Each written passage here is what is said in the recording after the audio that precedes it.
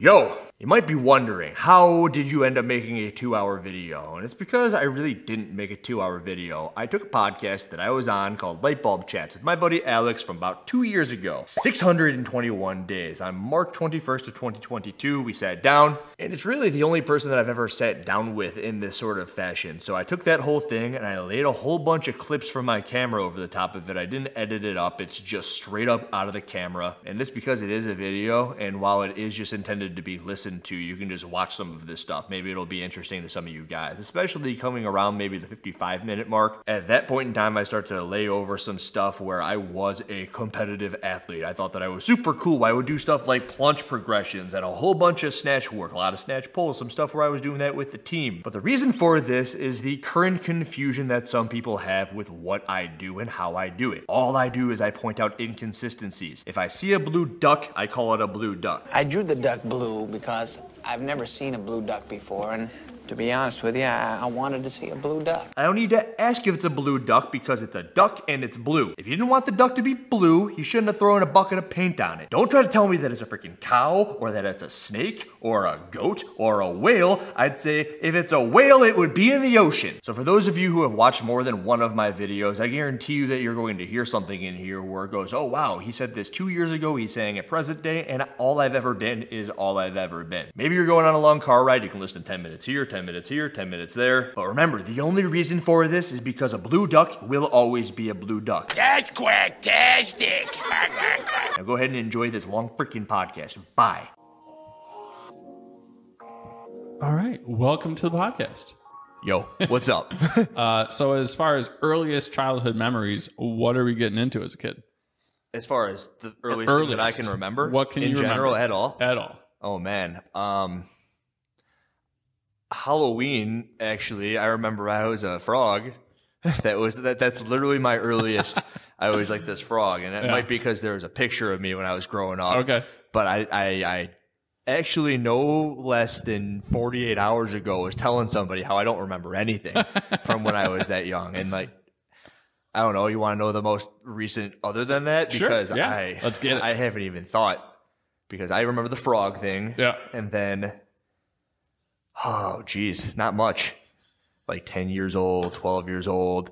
I remember like the big ones, like we were moving. Okay. And I remember we were moving and it was a giant thing. And maybe it's because it was so I don't know. I don't want to use the word traumatic. Yeah. But it was a big thing that was happening. But other than that, I don't remember much. Yeah. So when you're moving around like 10 or 12, did you have a bunch of friends at that age and your family was like, oh, we got to go? Oh, I lived in Addison. Okay. And over in Addison, I went to this Catholic school, and it's just more or less the things you know, and you're young and you don't know what you're doing. And my parents were trying to create the best life for my sister and I. Yeah. So we lived in Addison. I went to the Catholic school. They put me there for a reason. Yeah. And then they what was that particular reason? They were wanting to avoid the pitfalls of public school, things like possibly falling into the wrong crowd, maybe getting a better education. But at this point, knowing what I know about the whole thing, you don't know if it's a better education. But you do know that, like, if your parents are spending the money to put you into this spot, that usually everyone's got similar morals and they're bringing you up. So I am Catholic by my upbringing, but I'm not like a hardcore go to church every Sunday type of guy any longer. Right. So when they put you in there, did they say, hey, we're paying a buttload of money, like you better be good? Or like, how did they convey it to you that it was going to be important? You know, it wasn't so much that, but I'm the kind of, and I always have been, even when I was that young, even as young as 12, I guess I would remember things. It's more of a way of what I was. Gotcha. I realized that they were working real hard to put me there. So I wasn't going to be some little piece of shit and, you know, steal things from places. So that's the type of stuff they want me to avoid. I mean, a big thing about me, and I know you didn't ask, but I don't really drink that much. Okay. It was something that was pretty big with me until I was, 19 was the first time I had my first touch of alcohol. Yeah. And it's almost like I would be doing my parents a disservice with how hard they worked to try to set me up to be a good dude. Okay. So was there a presumption that drinking was bad and that's something that your parents said? Or was it just that that's what you believed what was going on there? So my parents weren't drinkers. Okay. As in I'd see them drink every once in a while. Yeah. It's not like that typical. They were alcoholics. I'm not going to do that. Go down that road. They were smokers. Yeah. And I'm weird with numbers, and I remember I was sitting in the car. I was big on Pokemon. I've been talking about that a lot recently. Let's go. And I was like, okay, a pack of cards is like $2. And I'm like, you're buying this thing of cigarettes, and that thing's like $2, $3. And I go, for every pack of cigarettes you get me, you can't get me a thing of Pokemon cards. And I'd go, that carton was $40. Like, you could have gotten me a freaking starter deck, guys. Like, come on. And I was a selfish little brat. Yeah. But I was also thinking, like, you get rid of those things weekly. Like, you go through 4 cartons a week. I'm like, come on, at least one starter deck would have been sick. So I would see, like, that was how bad for them. And I know, like, drugs and alcohol, DARE program. I had the DARE shirt. We did it in our Catholic school, so maybe that was their thing. And they put me in the DARE shirt. Not like I was a huge, like, DARE against drugs, but it's like drugs and alcohol. So drugs are smoking. Yeah. Alcohol is just something that I tied along with that, I suppose. But it wasn't because of them. It was just me being a weirdo. And still am a weirdo. Did your DARE officer show up high at all? Because I 100% believed that he was literally showing like the signs of someone being high, and then you see him with red eyes just drinking coffee sitting there in the corner. I'm like, what is later on? I'm like, oh, like he may not have been high, probably wasn't, but it looked like it. So what I assume happened is he was working nights and then picked up just like an extra pay, like overtime and stuff like that. And so he was coming in. Go ahead and go talk to these kids. He's like, all right, I don't know if that's the best idea. It's like, we have to have someone there. we're gonna put you in there. So how did you know when you were that young? I would have had no idea. No, I had no idea. But looking back at it, it was just like his eyes were super red. I'm like, that now knowing what I do about like drugs, I'm like, I feel like that was the rumor going around. Like everyone apparently knew it except for me. But going forward, as far as like your friend group and stuff like that, do you feel like you had a tight friend group? Were you guys all doing sports? Like what was going on there? I was a recluse. Okay. So, I did have buddies, and they were the ones that I would have met at school at that time.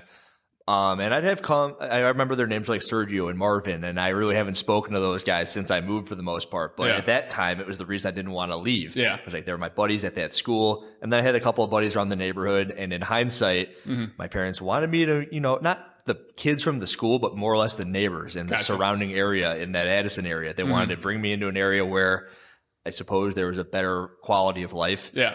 Not that I want to get into that junk, but went to Glen Ellen. And when I went to Glen Ellen, I met, my best friends to this day. They're the Mogneys. They, across the street, I'd spent half my life with them. They got me into sports. Yeah. And if I hadn't met them, I was an obese little kid. So I said I was a recluse. Not only that, but it was video games and food. And we'd go to the freaking Portillo's. Yeah. And I'd get 3 hot dogs with everything and a giant beef and a cake shake. And this is when I was 10 years old.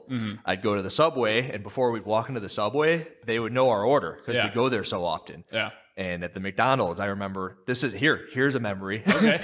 So this is helping. Coming back. Yeah, this is helping. So I remember the turtle, and then I was maybe 7 or 8 years old. My grandma would babysit us when my mom would do her candle sales. Right.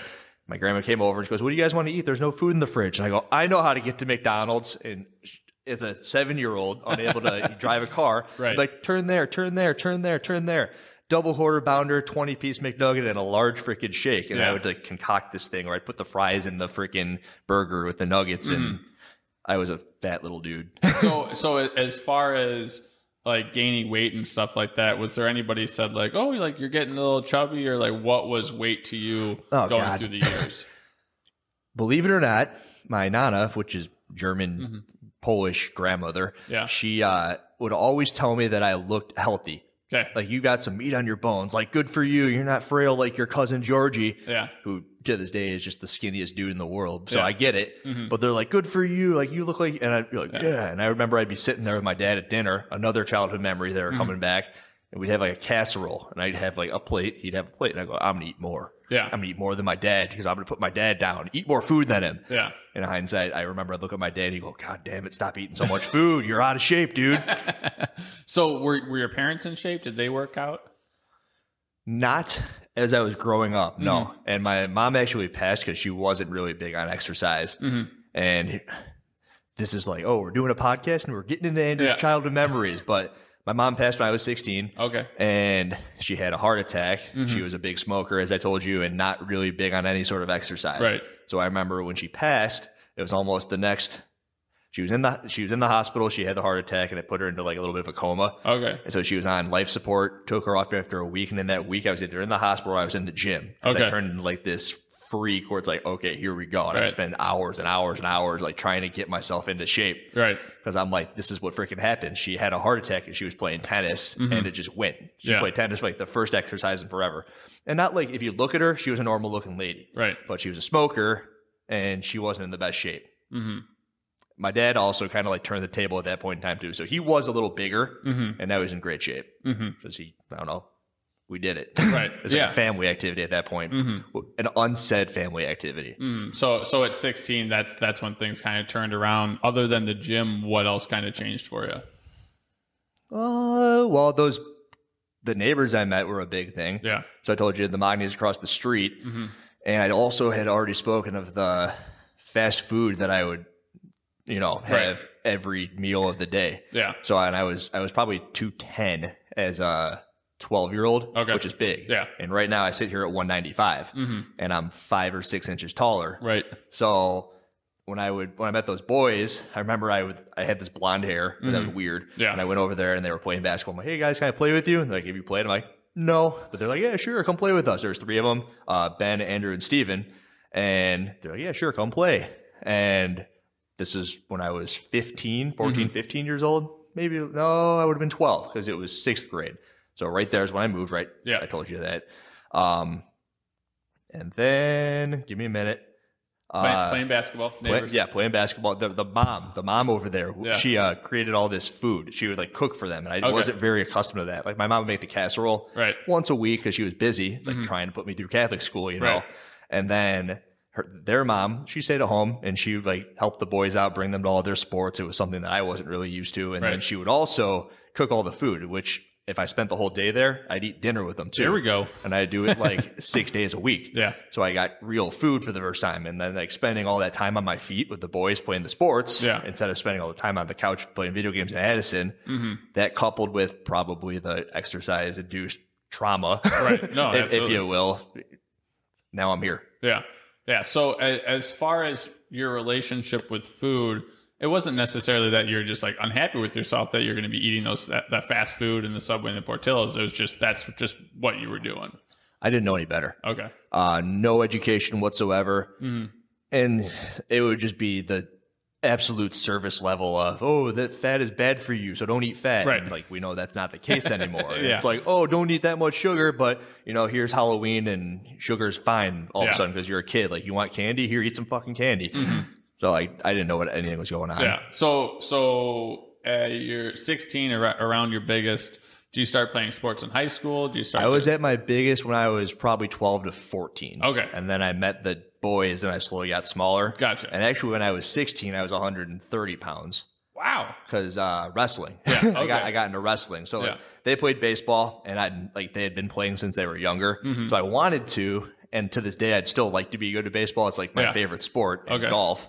But if you don't start when you're younger, kind of shit out of luck. It's very tough. Yeah. So I picked up wrestling as a 14-year-old my freshman year in high school.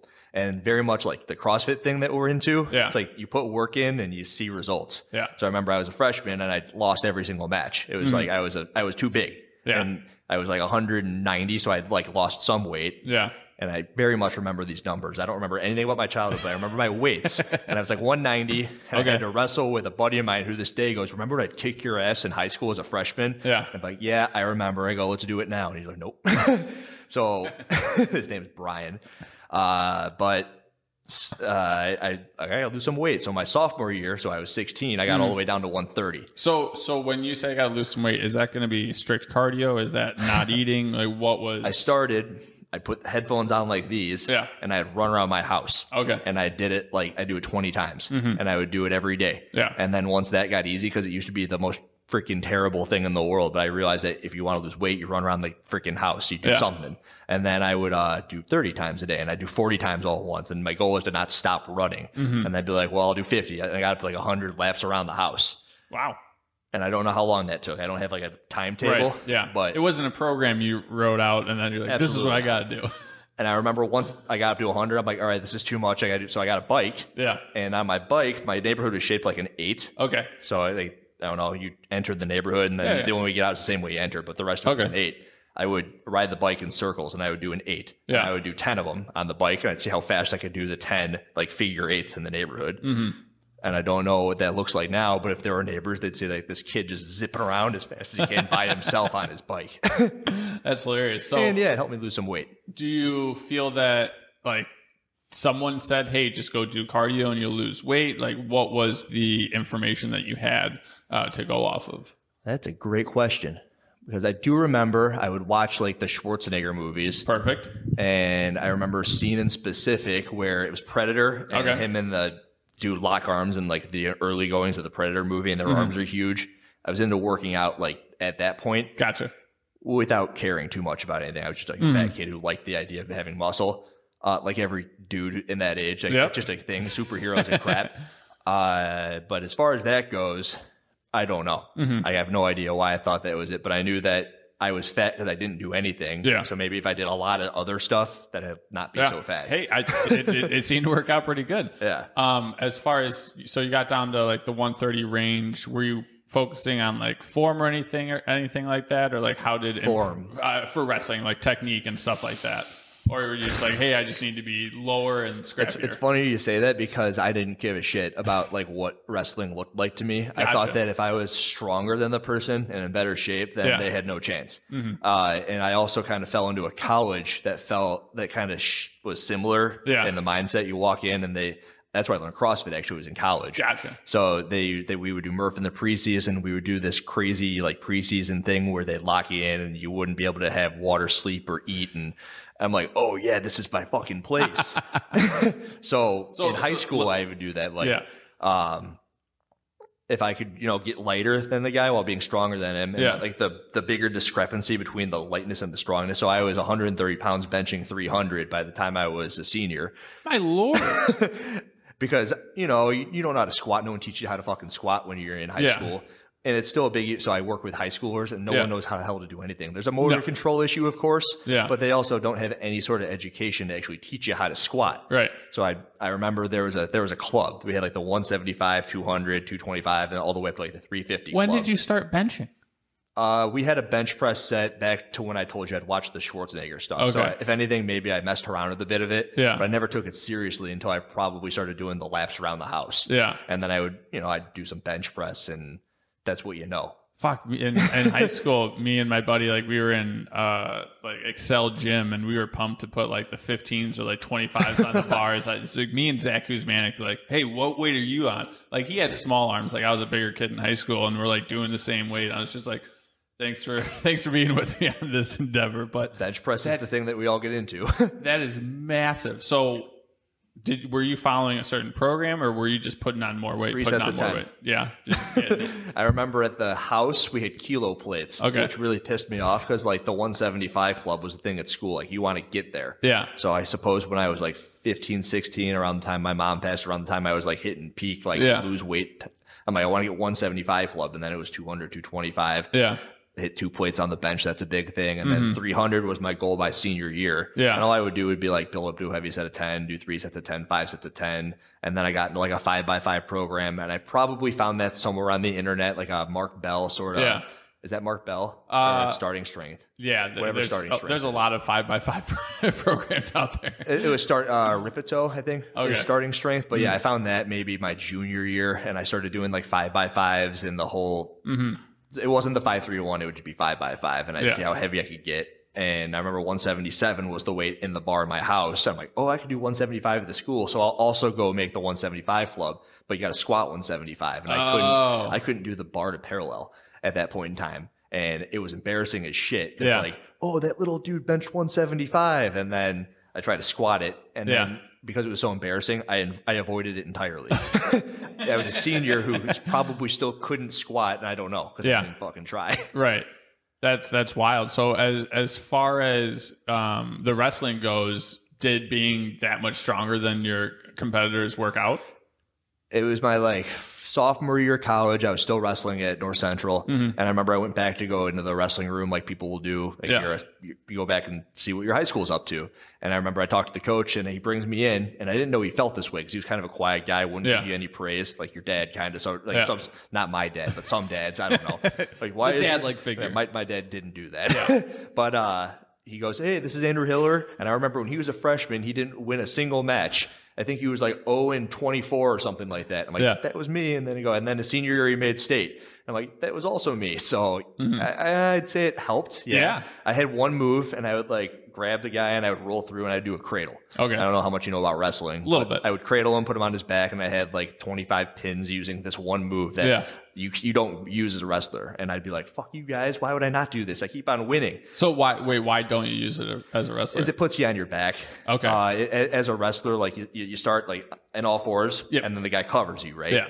And I was so strong in the chest that I could crank down on the guy's neck and get under his leg, and I could grab my arms. And because I was so strong upper body, I would just roll through. I'd put myself on my back, which is like the biggest no-no in wrestling. Yeah. And then I'd just lay there and you get pinned. And I'd be like, why would I not do this? Like, are you kidding? Like, I can bench press 300 pounds. This guy weighs 140. Like, he's got no fucking chance. And then the wrestling coach, there's a video. It's really funny. Like back in the days where there's only camcorders. Yeah.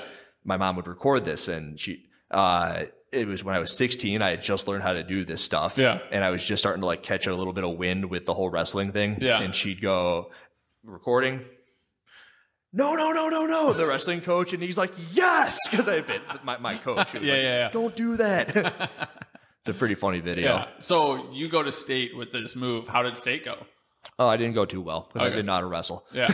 And like once you get to state, everyone knows what the fuck they're doing. I remember I got to state. There was this guy who was like the killer, right? And he's like, Andrew, you're going up against this guy. His name's Brian Webster. It's weird how we remember these names. Yeah. But he's like, he freaking won state last year, and I pinned the dude in freaking semifinals in wrestling. And they're like, what the hell? I go, I don't know. I just did the suicide cradle is what they call it. I'm like, the thing you guys kept telling me not to do, he got stuck. It just kept happening. And then in state, like, it didn't happen. Okay. So in state, I think I went 0-2 in state. Okay. Hey, you but I made it there. Made it to the dance. That was what the coach said when I went back. And right. Yeah. Which is insane that you had to move, and the strength definitely, it worked out for you. I had a buddy named Austin who also had one move, and like he also got in trouble in state because of it. So like our team in high school, we were just, it was exciting. Yeah, it was good. It was for the fans. One move doesn't do it for you. Yeah. So as far as we got the sports down, were you doing any other sports in high school or anything like that? I golfed. Okay. So I golfed like my freshman, sophomore year. You really don't see the golf wrestling combo too often in the high school fitness My career. dad was big on golf, so I see him do it, and I go, Dad, let's go golfing. And like we played a bunch one year, like freshman and sophomore year. Yeah. Again, lines up with we moved to Glen Ellen, and I started like getting into fitness, running around the house, and I'm like, you go golfing. Can I go? He goes, yeah, come with me. So we played a bunch of golf one summer. Okay. And then I made varsity as a sophomore. Wow. And then I started lifting, and then I didn't make the team my junior year. Like you look at the golfers on the tour, right? And none of them look like us. Like they're thinner, right? Right. And it's just like that makes sense because I couldn't hit the fucking golf ball straight anymore. Right. And like as soon as you think about trying to lift heavy weights, you also think about hitting the ball further. Right. And that's not something that I thought about when I would play with my dad. Just like, oh, I want to get the ball in the hole. Yeah. How do I do that? Oh, you hit it right there, and then you hit it right there, and it worked when I was younger. Right. And then lifting weights messed everything up. And I try to golf now, and now I'm trying to like rewire my brain back to sophomore year, Andrew. Yeah, there was I forget the guy's name, but he was a phenomenal baseball player. But then he found the gym and then just got massive over like the summer, and then he went back to like play baseball, and it was like not the same. It's so like, weird. We got some issues. I don't know. Was he young? Was he like? Yeah, he was in high school. He was in high school, and I wonder if it's just like your body starts to grow in a way where it just throws everything off. Well, I mean, he got massive. Like he was huge. Just like looked like a specimen. And I think like you don't practice that movement anymore if you're just hitting those range of motion. It was like freshman and sophomore year. I golfed so much. It was incredible. Like freaking 5 rounds of 18 a week. And then the next year I didn't do anything. I was in the gym the whole week. Yeah. So it was the lack of practice and the amount of probably just like the baseball guy. So what did your nutrition look like in high school while you were wrestling in that? I remember my first jug of protein. All right. Optimum Nutrition, and I just put up a thing on Instagram yesterday where it's the same thing. I saw the picture. It's the exact same type of protein. I remember I went with my dad to the GNC, and we were looking for like the serving size. So you wanted the serving size of grams to line up with the grams of protein. So there wasn't a bunch of filler in there. And that's what I remember. And we ended up falling upon Optimum Nutrition. Also happened to be one of the cheaper ones and taste the best. So I stuck with it. Double chocolate, whatever. And other than that, he was on the Atkins diet because we were all like on this kick together. So I learned a little bit about how carbs filter, not necessarily were bad. They were bad in his mind. And I know that they helped him lose weight, but I also knew that I needed it to an extent to do everything else. And as far as wrestling goes, I didn't lose weight a healthy way. I lost what ends up being 80 pounds in a course of 2 years or so. So to this day, I have all this like extra skin. Like you see this, I don't know, like there's on the camera, and I can go to my stomach and I can pull all this extra skin, and that comes from the rapid weight loss. And in wrestling, it was like, how do I lose weight? You want to know the unhealthy crap? Oh, absolutely. It was, I remember I would sit there and watch Man vs. Food. You know, that show with Alan Richman? And I would watch him, and I'd be like, oh, yeah, this is what I wish I could be doing. And I'd sit there with a box of Special K, and I go, this box of Special K weighs a pound. And if I eat this, like one cornflake at a time over the course of a week, oh, there's a strawberry. I'd get like a strawberry out of the Special K box. Like, that was a treat. I would do that for a week. That was my food. I'm just imagining Dodgeball, what's his face, when he's watching the food porn, and that's you sitting in the recliner. Yep, that's it. It's like, you would like that donut, would you? So a box of Special K to get you through a week. That was it. And that is mind-blowing. People to this day ask, like, why don't you get hungry? It's like, well, you know, I kind of wired myself to not be hungry for a long time. I mean, mentally. I remind myself to eat at this point. Yeah. Well, and I would say it's kind of like anybody that's incredibly mentally strong. It's a system that they have built. Like that's what it is now. It's like you have something you're working towards. And to me, at that point in time, my senior year, it was 140. That was my weight class. And you do the whole like binging of food. This is like wrestling as an eating disorder 101. I would binge the absolute hell out of food as soon as the weigh-in happened. So I'd weigh 140, and then I'd weigh 155 like the next morning. From all the food, 15 pounds. And then I would be, okay, that's a lot of weight. I got to start losing this by next Friday because we got another meet. So Sunday I'd be like, I'd take it easy, and then like I'd go to the bathroom. Of course, I'd use my pee. That's mostly water that I put on, and I would, by Monday, I'd be like 148, 149. I remember this rather vividly. I would write it down on a calendar that I had to make sure. And then I'd be like, all right, I got this one box of Special K, and I'm going to eat this for the whole week. And I'd sit there, and I'm like, okay, one box, one chip. And then Tuesday, I'd be like, all right, I'm at 146, 144 on Wednesday. And I'm slowly, and I'm like, I've had half the box, so I have half the box left. It's Wednesday. I know I probably won't eat any of it on Thursday night. I'll watch Never Back Down. I'll go to sleep, and I'll wake up, and I'll see if I need to hit the treadmill. Do I need to wear a freaking garbage bag on the treadmill? I don't know. Hopefully not. I don't like the garbage bag. And is this something that the coaches or your friends were telling you to do as far as like the weight loss stuff? Nope. Or no? This is all me. Just doing it as it goes. This is just like I didn't know how it came about. I was running around the house. Like it just gonna figure it out. Sense. I'm like, all right, if I put this garbage bag on, I lose weight from the sweating. And then there was a funny wrestling video back in the day. It was like, eat soup. You can't gain weight if you eat soup. And I'm like, I don't know why that made sense to anybody, but it was a funny joke. Like, don't eat soup. All you do is eat soup. I'm like, well, for me, with Special K, eat Special K, like one box. That's wild. So as far as academics went, was that something that you were focused on as well? Did you like any particular subjects? School's getting easy. Okay. I never really had the intent or want to be a super student. I think I could have been if I wanted to be. I was a B student. Okay. I was a B student in college, and you know what I did? I just went to classes. And then if you're curious about that, I remember in college, I was sitting there, and the guy who was like the senior who was like, here, this is how you succeed. And he goes, all you gotta do is show up to classes. And I'm like, duh, like why wouldn't I go to class? Like this is fucking expensive. It's like it's $40,000 a year to go here. I'm not gonna go to class. And then it was my junior year, fast forward 2 years of college. And I was like, hey, you're in this class? He goes, yeah, it's my first one. We got a test today, right? And I go, yeah. Like, where have you been for the past 5 weeks? And it's like, well, I just got to show up for the test. And I go, how the fuck do you know what we're going to do the test on? Yeah. So she sends out the syllabus. I go, you haven't been here. I'm like, yeah. He hadn't been to any classes ever. He just shows up for the test. I'm like, what's wrong with you people? Like, no wonder no one freaking passes. Right. So when I was in high school, it's like you go there, you listen, you try to absorb as much as you can. You try to like reap the like we're talking right now. Right. You talk with the teacher, you talk with the students, and you absorb the crap. And then I would do the homework, and then you get a freaking B. Yeah. So was there any subjects that you're like, oh, I can't do this, or I can't focus, or you pretty much just, if it was an assignment or as a thing, you got it done?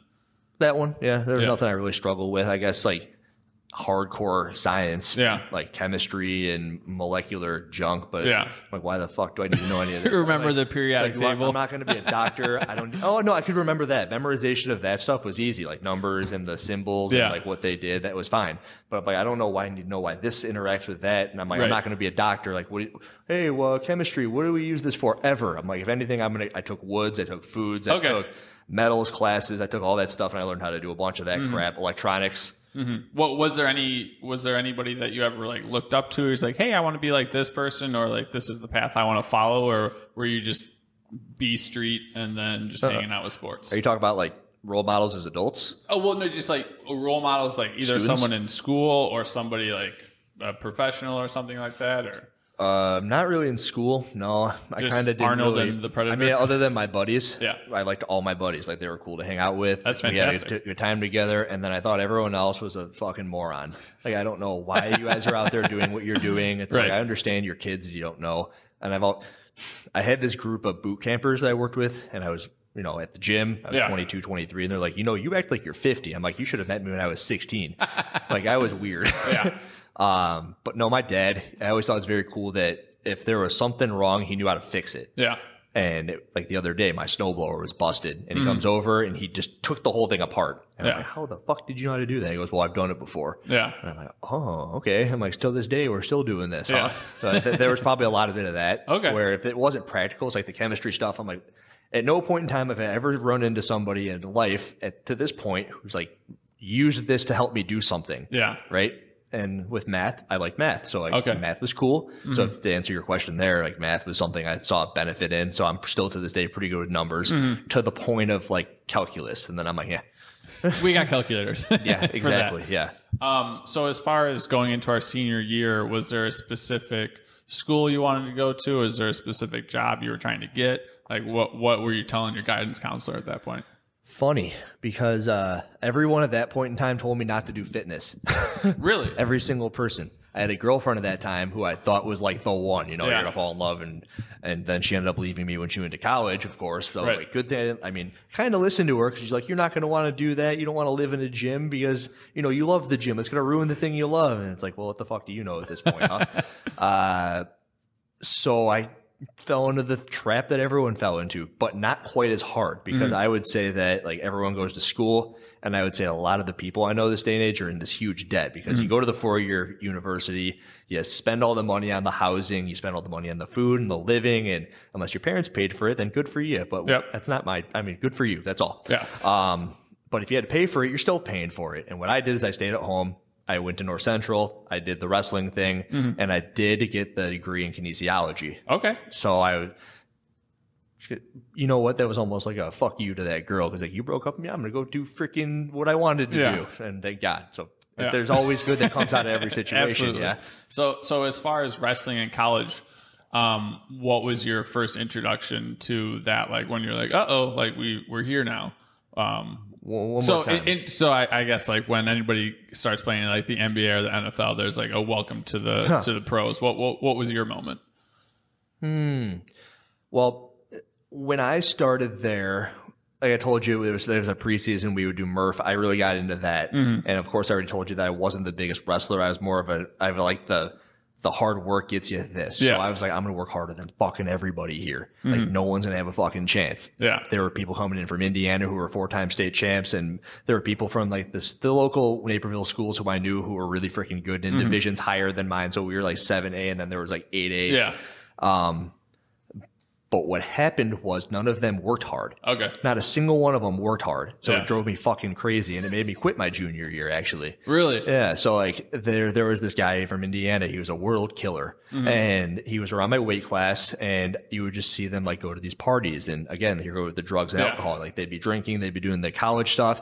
And granted, it was D3, like it was a D3 wrestling school. Yeah. I was still like, if you're going to do it right, guys. Like, what's going on? And we went there, and the wrestling program was like top tier. It was it? Okay. of the D3 schools. Like, there was a 25 ranked, and I believe they were top 10 Oh, that's nice. of all the D3 schools in the world. Wow. Nation in the Yeah, nation. yeah. So they were fucking great. It was Yeah. cool. It was a cool selling point. The coaches were awesome, but the fucking kids that they brought in, and their kids, because that's how they acted. Yeah. They just fucking burned it to the ground. Like we went from 10th and Yeah. like the year I was addressed into like the 20s because the kids were graduating and my kids were what was left. And then before you knew it, we weren't ranked. And then when we weren't ranked, you saw it get even worse. And then I'm like, fuck this, I'm out. Oh no. It was like preseason junior year. I'm like, why am I doing this for any of you people? Like, Yeah. I need to go be an adult. Yeah. So do you think it was the coaching staff that allowed it to get that bad, or what? They did the best they could. Yeah. I swear to God. Like, there was a bunch of kids that got caught smoking pot one day, and they tried to run us into the ground to punish us. And Yeah. I was fucking pissed because, like, it was easy for me. Like, the punishment, it was like run back and forth. Yeah. And we ended up, like, the wrestling room was, I don't know, twice as long as this, and we did ladders for what seemed like ever. Yeah. And people were throwing up and dying, and I was just pissed that I had to be doing ladders. I'm like, this isn't practical. Like, there's no benefit to this. I'm like, I'm in great shape. It's not hard. Right. I'm like, if you're throwing up from these after 10 minutes, like, God damn it. Like, Yeah. I hate all of you. Yeah. So And I did. I kind of really didn't like any of them. what do you think it would have taken? Like, so what do you think was the issue? That they just didn't care as much, or I think that a lot of them had a lot of that natural talent. Mm-hmm. And you've heard the hard work beats talent if talent doesn't work hard. Absolutely. So I think that they go win their national title. They do it through the fact that they were, they'd done it since they were 3. right? And because they did it since they were 3, and now they were 18, and now they get to the college level, and there's people with my work ethic out there who are also as talented Yeah. as them. They knew more than the cradle. Yeah. No, and I still didn't care to know more than the cradle, but at the college level, they stopped that a lot, So I wasn't the best college wrestler. I was like 500 at best. Yeah. My pinnacle was, I remember we went to Northwestern, which is D1. Yeah. I don't know why they were messing around with us as a D3 school, and Right. I pinned like this guy, and that was it. Like, and then like That's all that that was the matters. peak of the wrestling career, like way higher than state. And then like they started me on varsity for the rest of the year. Yeah. Because I was strong and like I held my own, but Yeah. that was it. I wasn't good.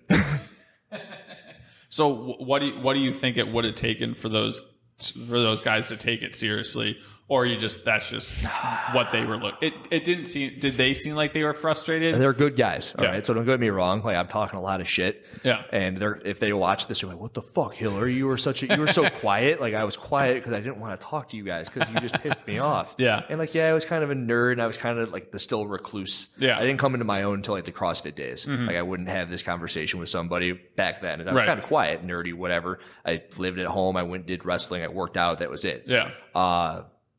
What was the question?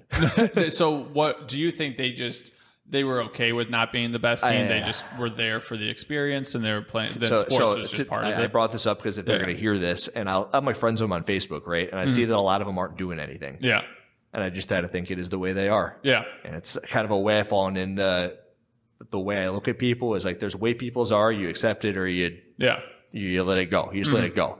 So when they would, they're all fat now. They're all out of shape. They have jobs, but I don't know how well they're doing. But Right. and it might be just the fact that they don't care to post on the internet about their successes. Right. But usually people do if they're successful. So I don't see Everybody loves to post their successes. So I just think it was kind of what happened. you Yeah. know? They hit their peak. They peaked in high school. Yeah. Well, yeah, and I think a lot of people I've had on the podcast is that they left whatever sport it was that they loved. Either they got burnt out, or just it was a coach, just whatever the environment wasn't necessarily set up for success for them at that particular moment. I think I've been pretty honest about the fact that I wasn't very good. Yeah. So on top of the fact that I wasn't having a good time with these people who Yeah. I felt like I'd like to be part of something bigger. Right. So here's the wrestling team. Let's go win. Yeah. Maybe it's because I was doing you didn't get smashed with them constantly. That's why. I mean, hell, I've heard that my whole life. Like, dude, Yeah. why won't you go get smashed with us? And I don't hear it anymore, but I think Yeah. this is everyone's getting to the point where they're old and they don't like really feel good the next day. Does not pay off. And like, yeah, right. Yeah. So like with the workouts that we do, and I've been doing them since 2020, since I was 20 years old now. Like if you get really drunk the next day, it sucks. It's like the worst thing ever. Yeah. And I always had that a little bit. Like I wanted to get the 300-pound bench press, and if I was drinking, it would ruin my like path and progression to that point. Yeah. And I don't think they had a point they were working towards. I just think they were living in the moment, which is good. And if it makes them happy, it's good for you, but that's not what I wanted to be part of. Right. I remember I didn't even talk to the head wrestling coach. I was just like, I'm not showing up anymore. Like, fuck this stuff. Like, God damn it. I don't want to go to your stupid study sessions that are at 7 p.m. at night just because everyone is fucking stupid. I'll get my B. I'll do my homework. Yeah. I'll go up to the classes. They don't even go to the classes. Like, why do I have to go to a 7 p.m. study session where no one's studying? They're on Facebook. Yeah, for sure. They were on Facebook back then, but they're not now. Yeah. So as far as the schooling and stuff went, you drop out wrestling or just stop going junior year. What did your days look like from there? I looked directly into what came next, which was internships and how do I like make a life for myself. So I remember I went to the guidance counselor and I looked for a, just an internship. Yeah. I do believe it was part of the process at the school, which was you needed one within the kinesiology to, graduate. Yeah.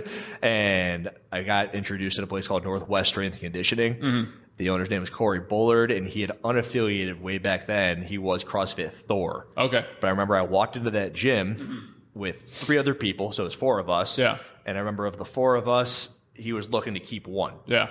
But I remember I walked into that place, and I was like, oh, fucking it was a CrossFit gym. Yeah. And it was like pristine. He was a SEAL. Okay. And the place was super clean, high ceilings. It was like unheated. So we had these turbine like gas station heaters with the propane tanks. Smelled a little bad, but the barbells were cool. It's something I'd never seen. Yeah. Like, you remember the first time you walked into a CrossFit gym? Oh, absolutely. And it was just like super cool. And I was 20 at this point in time. And I remember I'm like, these 3 people are not going to win this internship. Yeah. And all I did was I showed up early and I stayed late. All I did was worked hard. That's all I did. I mean, I don't even know if it was that because like he had us run classes because he had classes like a CrossFit gym. Yeah. But this guy was like really, I'd clean up shit and they would come some late and then they would leave right on time like that. But I thought that the other thing that was cool is I was making $20 an hour at 20 years old. Wow. Like he was paying the interns. Great. I'm like, I only am an intern, but I'm getting paid money to be an intern. So I made my $7.75 an hour minimum wage folding towels at the other gym. And I was like, you know what? I had a really big connection to this Globo gym, but this guy is super cool and he's going to pay me money. And all I got to do is show up like early and clean. And he let me, I'm like, I'm in. Yeah. So what was your experience like working at the Globo gym? Did you work there for a long time? Were you a personal trainer there? I knew a guy who brought me on as like the kid counselor. Okay. So I remember I was maybe 17, 18, and then 19 years old. And for those times I was like, kid counselor of the summer, so I'd get there at 8 or so in the morning and I'd leave at 3.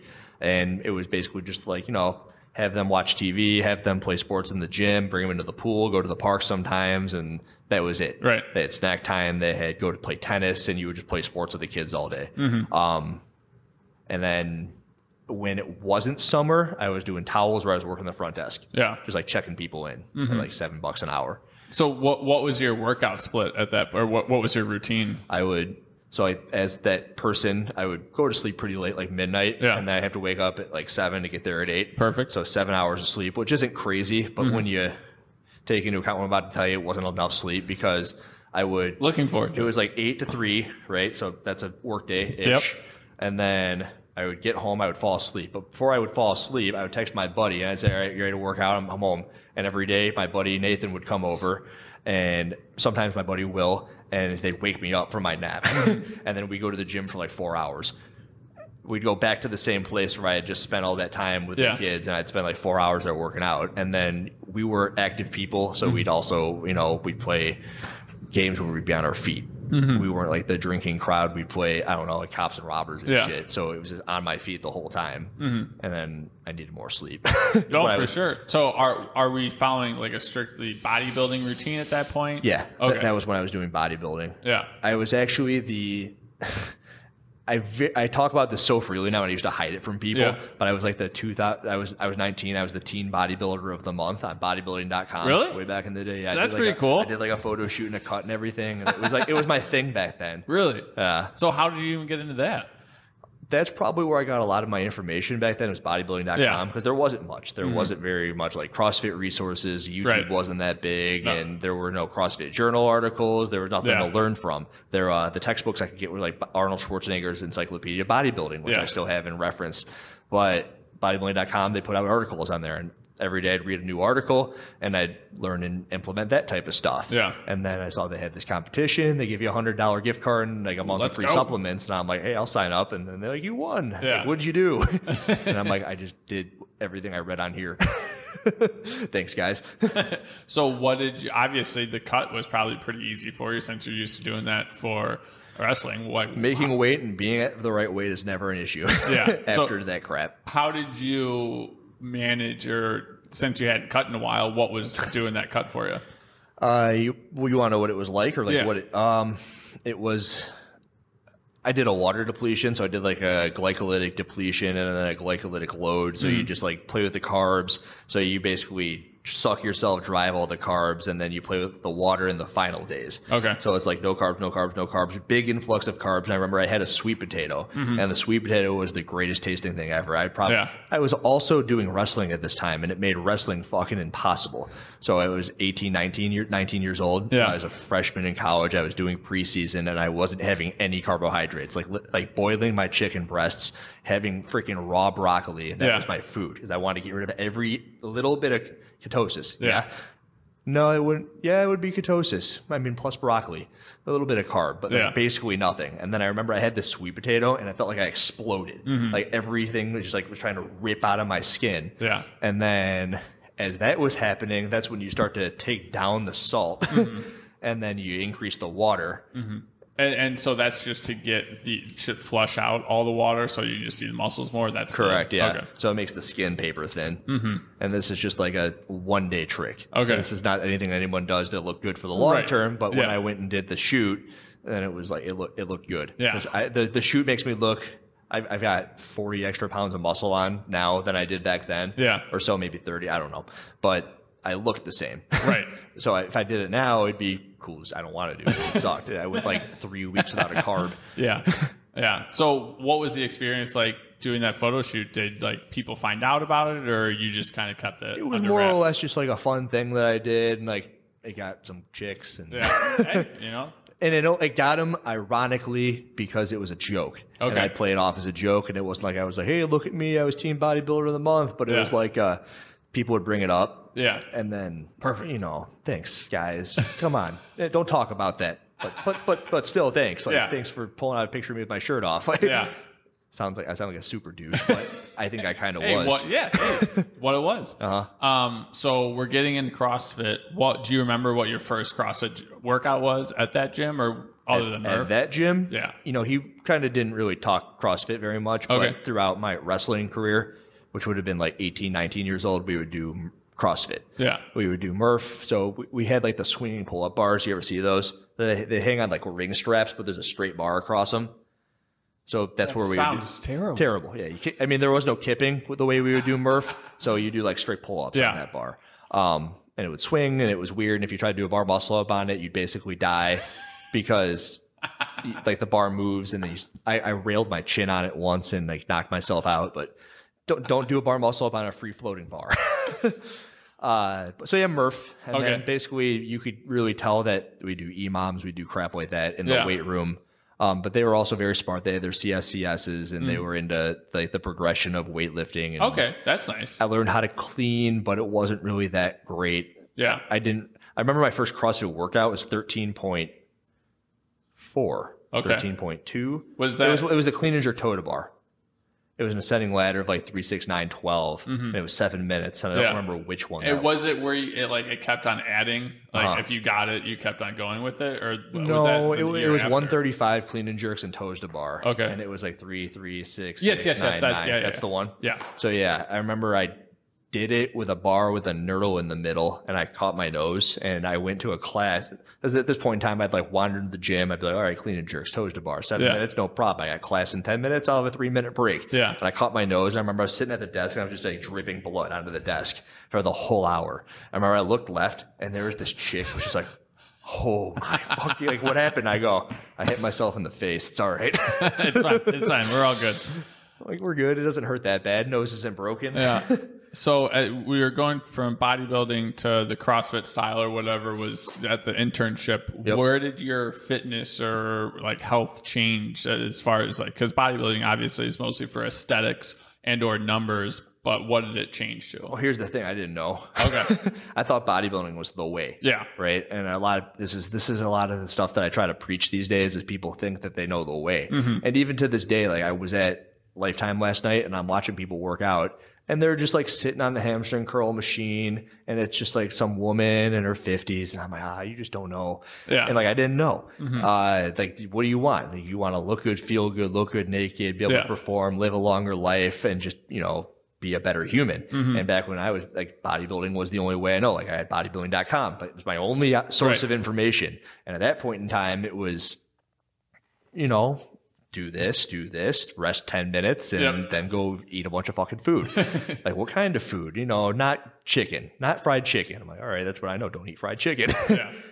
When I was introduced to that CrossFit gym, I did a workout, and it was just like, why was that so hard? I'm like, Murph was hard, but that was basically the extent. Like, why is this clean and jerk toes to bar thing so hard? That lined up with I didn't sign up for that open, but it was so fucking hard. And I remember I did Grace. I did it. And I was still like going to that gym where I worked at as a kid person.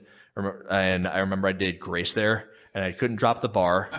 And I also remember I tried to overhead squat like 95 pounds at that gym and I dropped it in the rack and the rack fell over, like the super gym fail. And the whole place was looking. So is Grace clean and jerk or is that Isabel? That's 135 for clean and jerks. Okay. Yeah. And I remember it took me like 8 minutes. And I was just devastated at how hard it was. And I can do it in under a minute now. But like back then, like I couldn't believe it. Like how the fuck I can do Murph? And I can do Murph in 30 minutes, 35 minutes or 40 minutes back then. I don't remember. But that workout took me 8 minutes. It was only 30 reps. Right. That was the difference. And I'm like, this is the way. That's like Mandalorian. This is the way. So what did your training change to? Was it doing the class program? Did you start programming for yourself? I would just do anything and everything I could at that point. Like, how much can I do? As one should do. That didn't change for a while. I would just be like, I would work out like a maniac. And then that guy actually closed down. So Midwest Strength and Conditioning, he had some sort of issue with mold under the floor and getting sued and like suing the freaking guy. So he moved to Tennessee. Okay. So I needed to look for the next thing. And that was CrossFit Naperville. So I started there in like 2013. And through CrossFit Naperville, I met my ex-business partner. And which is. So CrossFit Naperville, was that, was that located with like a bunch of different buildings? Yes. I'm trying to. It's in Aurora. Okay. I'm trying to remember. The owner of that name was Neil. Okay. Neil's a great dude, and he was one of the first affiliates in the freaking country. I think he was top 20 affiliates in the country opening wise, and top 5 in the state, if I recall. But that was just a good spot to get my footing. So I coached there. I said, hey, did this internship. It was like 6 to 8 months, and I'm looking for a new job. He closed down, and so he brought me on. He actually bought me my level 1. I worked it off coaching. Did my level 1. Where is your level 1 at? CrossFit Freedom. Okay, it's just in Libertyville. So I think I had like Spencer Hendel and Nadia Shatila as my level 1 instructors. And it's always weird how you remember their names. But that was a very cool experience, and it's just like more of, okay, this is the way. Like this stuff is just so cool, and just hearing it from those guys and seeing what they could do. So I remember Spencer Hendel snatched like 275 on his lunch break. And I'm like, God, that's cool. I'm like, I can't even do 185. I'm like, he hit the bar off his hips. So I'm like, I got to figure out how to hit the bar off my hips. So I started like looking into YouTube, like how to hit the bar off your hips when you're snatching. And I found like the Superman pull by John North at that point. And then I remember I went back to the gym. And he's like, you know what? Stop snatching. That's not important. Like, you're never going to need to snatch that much weight, the owner of that gym. I go, you know what? I don't think you're right, because I just saw this guy do 275 and he made the game. So I got to get closer to that. So at the level 1, did they have you do Fran? What was the workout that they had you do? Thrusters, burpees. Okay. They were no repping my burpees because I was trying to go too fast, which I wish they would do like present day, like 22.2. Like no rep these people. We'll get Come on. Well, and I would say, what is, as far as I think your life shows that you think it is important that form matters and it matters how you do things. Mm-hmm. So, and the gym I went to, that was the same exact thing. My squat form was terrible. I've always had tight everything.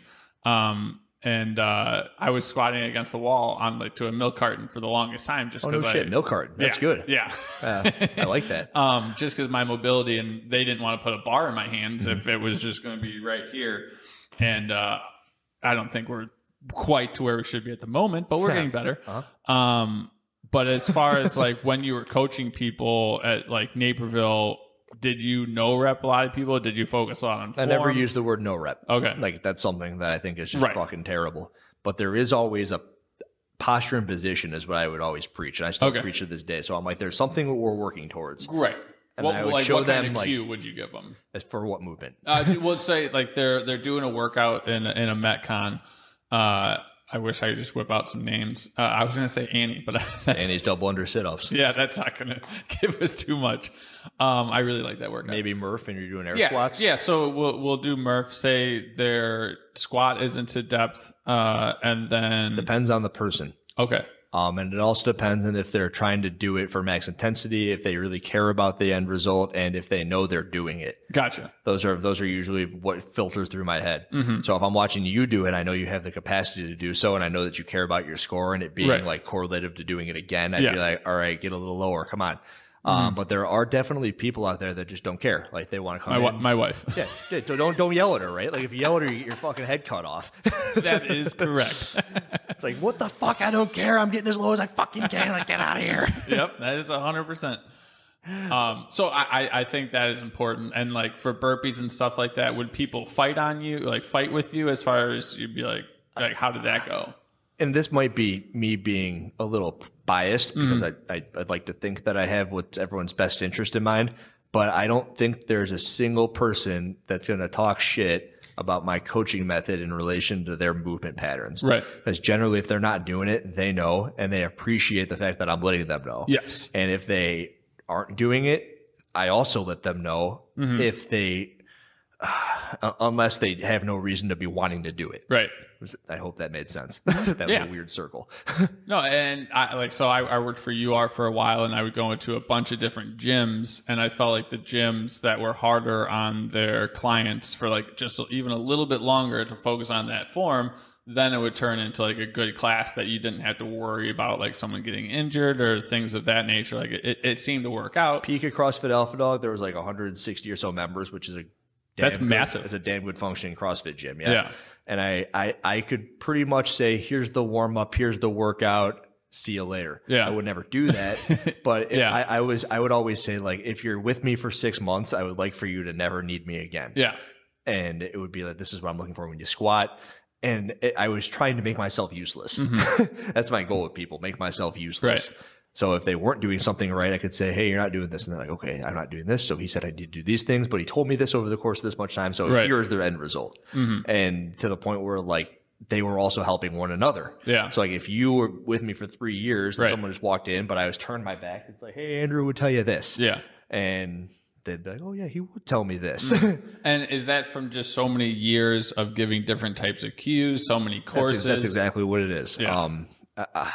It's an obsession with your craft. And it sounds fucking corny, but it's my want to be as good as possible for myself. How do I get there? I watch people do things that you watch people like Rich Froning. And I think Alex Smith is a great example where he did the gymnastics. You watch him do these crazy like gymnastics things, right?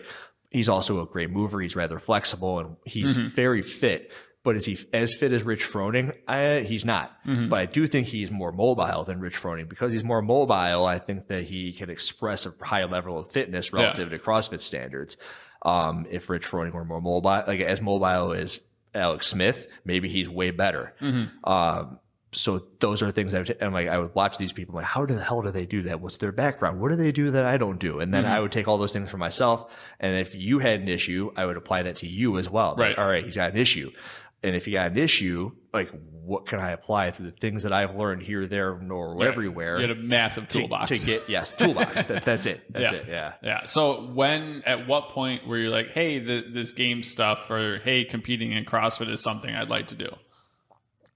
That would be the solo venture that I removed myself from in wrestling because it was just me moving towards a goal, right?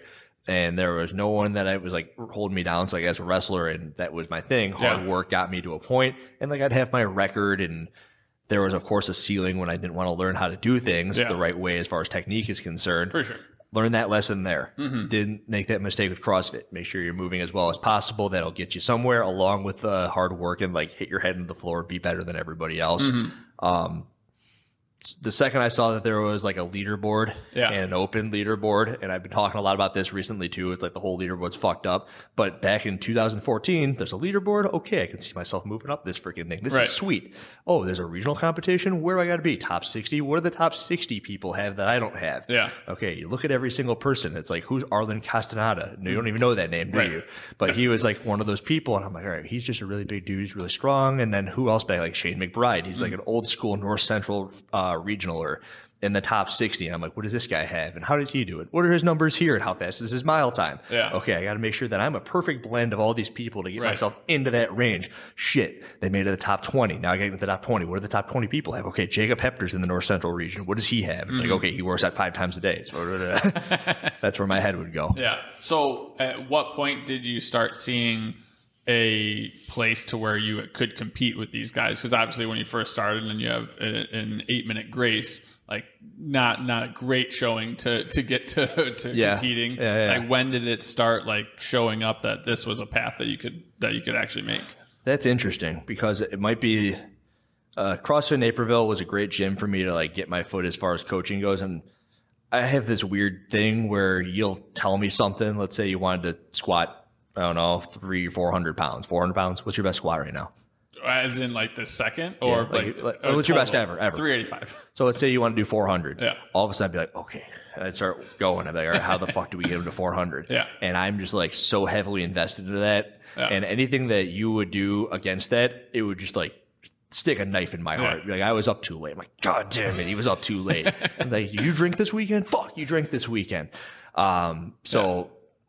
That I got that really good at CrossFit April. Someone would say something and I would just like take it to heart. And I was approached by the owner of CrossFit Alpha Dog, who's Mike Tenorelli, and he goes, hey, we're looking for a head coach.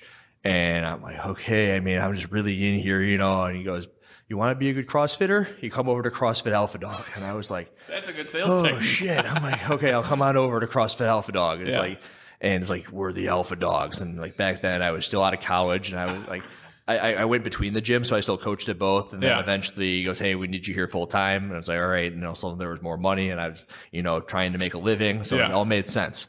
There was a competition called the HillerFit Games, which I ended up taking like second in. I made like a couple $1,000s at that back in 2015. That's huge. That was huge. Yeah.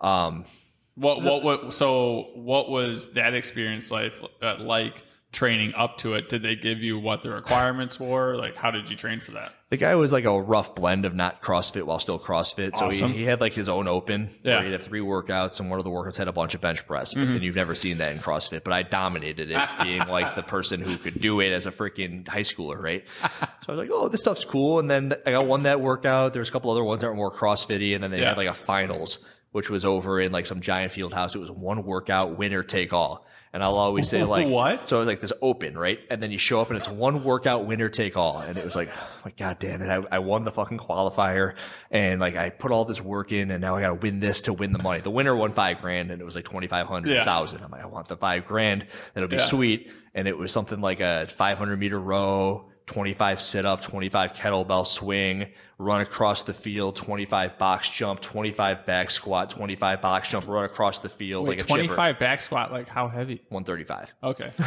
And so it was like a down and back chipper, right? Yeah. So you run back across the field, then you the kettlebell swings, the sit-ups, and then you finish on a 500-meter row. Yeah. Winner take all. That was the workout. I remember to this day. And I remember like, make sure you get the kettlebell all the way over your head. And I look over and half the people are doing this. So this goes back as far as you can remember. So I ended up taking second, and the guy who won is a good dude. His name's Dave Dubin. Okay. But that was my first like hit of competition. I was like, that's cool. I won a bunch of money. Now, like, what else can happen here? So what did your training look like leading up to that? Are you working out 3 times a day, 4 times a day? 3. Okay. And I always tell people this, like when I say 3, it would be something like that 7-minute cleaning your toe to bar thing. So I'd be like, all right, I'm running these classes. Let's get a workout in right here. It wasn't like some huge hour-and-a-half thing where I'm working out 5 hours a day. But there's a workout. Oh, I mean, I need to, it's 9 o'clock at night and I got some time and I got a little itch to do something. Yeah. I'll just hop on the assault bike. I'll do like a 10-minute assault bike piece or 30 on, 30 off, and like that sort of thing. That counts as a workout. So how did you program for yourself then, as far as like, there's a lot of people that will just go do a bunch of, we'll just call them Instagram workouts. And then it's like, hey, I got in this hit, or I did that cool workout. I did this.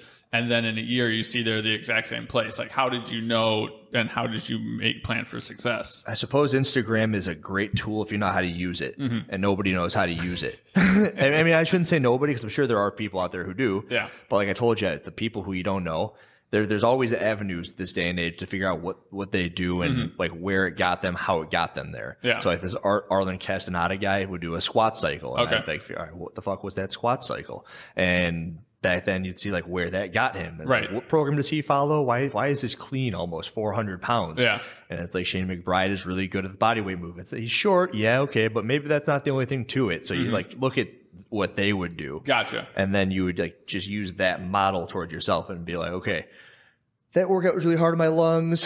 Why was it hard on my lungs? Was it a short workout, a long workout? I need to do some sort of progression into, I would do a bunch of running because the running wasn't so great. And it'd be like, how do I get the volume? I was a swimmer when I was younger. We completely brushed over that. Yeah. But I learned about swimming volume back then.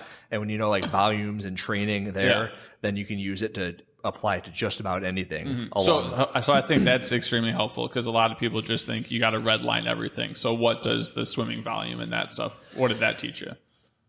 Really, I believe that had a huge benefit on just being able to breathe in general. So people, if you've done a workout, do you feel your lungs were a limiter? In certain ones, yes. Like what and when? Putting you on the spot. I'm trying to figure out what one it was the other day. Oh, the row kettlebell swings. That Monday, 25-25. That was that your lungs were a limiter. Yeah. Okay, so I've never felt that. Yeah. Ever. It's never been my lungs. But I attribute that to I swam from the time my mom put me in swimming. Yeah. So albeit I was a fat kid, I didn't take it seriously. I barely even tried. I was in the pool like moving around. And, like it's still hard because I was fucking huge and I never worked out. But she put me in swimming because I couldn't get hurt. Yeah. It's like, you can't get hurt in the pool. I'm like, you could drown, but you can't get hurt. Like playing football, concussions, broken bones. So I did that from the time I was maybe 6 or 7 all the way until the time I was 18. Yeah. And it would be, you get up at like 5 a.m. to use the pool. You get there at 5:30. You're done at 7:30. So it's an hour and a half of just for 10 plus years. And if you do that, then you're going to, I don't know, not really feel the thing that you felt on Monday. Your gas tank's going to be a little bit bigger. So for a long time, it actually didn't make any sense that people were like, I felt that in my lungs. And I'm like, well, usually I feel like some sort of muscle occlusion that stops me from moving all that quick. Yeah. Everyone's like, Andrew, you motherfucker. It's like, have you ever had muscle occlusion? You know that feeling? Like you pump up so bad that you just can't move. I mean, people feel it in their lower back. Right. But I feel it in like my biceps. I'll get it in my quads. I'll get it in my freaking chest. The worst is in your chest. Yeah. Like if you do a big set of muscle ups and then it's like, I can't move anymore. My chest, it just won't let go. Yeah. So no, that's very interesting. And you felt like you've always had that gas tank, or do you feel like it's the quality of breath that you take, or what would you? It's probably the quality of breath. Yeah. So you know they have like the oxygen deprivation masks. Yeah. They look like Bane. Yeah. Definitely got one of those. You got one? Oh yeah. So those have benefit because they teach your diaphragm how to work. Yes. So when you're breathing, you're swimming, and yes, you're moving. So it's not an easy breath, but you're like letting a nice long breath out when you're swimming, letting the bubbles out. And then when you turn, it's like, get a big breath in. Yeah. And that big breath is just like a huge low diaphragm breathing breath. And I think that doing that for 10 years helps. Oh, absolutely. Whenever I wore that, and then like I'd go to like the gym, or I'd go to like rugby or something like that, I'd be able to like work out a lot harder. And I was like, damn it. Like, it's not my breath that's holding me back right now. It's like, I can try harder. It's like, Try harder is always cool, so long as you have the ability to breathe. And if you don't have the ability to breathe, you know what you got to do? It's like that long 2-hour something all the time. Yeah. And if you want like another piece of information that helped me there, it was, again, when I was younger, I played football, and this is another, I was fat. So I was, I think I was 9 and I had to play with the 12-year-olds. So Yeah. it was terrible. Like there's weight classes. Yeah. And I had to put the pads on, and I remember first time ever running in my life, from what I recall, was I was 9 years old, and my dad was an assistant coach, so he had to like walk with me because I couldn't run. Okay. And I was wearing the helmet, the pads, sweating my ass off, and like we were running around a lap around a track. Yeah. And he goes, breathe through your nose. And I remember, okay, my dad said this, it has to work. Yeah. So I took a big long breath through my nose, which like the only goal I want to do is not walk when I do this stupid football run. I've done a lot of sports in my life, and none of them I took seriously, and none of them really helped until probably wrestling, with the exception of swimming being something I took seriously once everything else started to get serious around the age of 16. So Helped out for sure. So when we're doing all these workouts, we're coaching. What did our nutrition look like?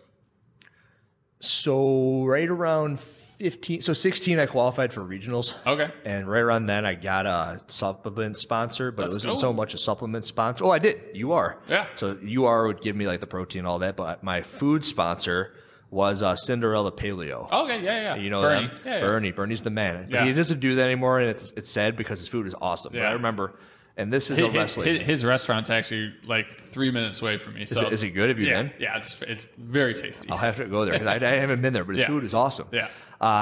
He would give me, so I would like promote his food at the gym, and like people would order his food, and I worked with him where that was what I tried to do for him, and he would give me a 5-pound tin of quinoa oatmeal, a 5-pound tin of sweet potato hash, and then a 5-pound tin of sloppy Joe meat. It's hard to get meal prep food that actually tastes good, and I would always see him at the vendor stuff because I worked for UR as well.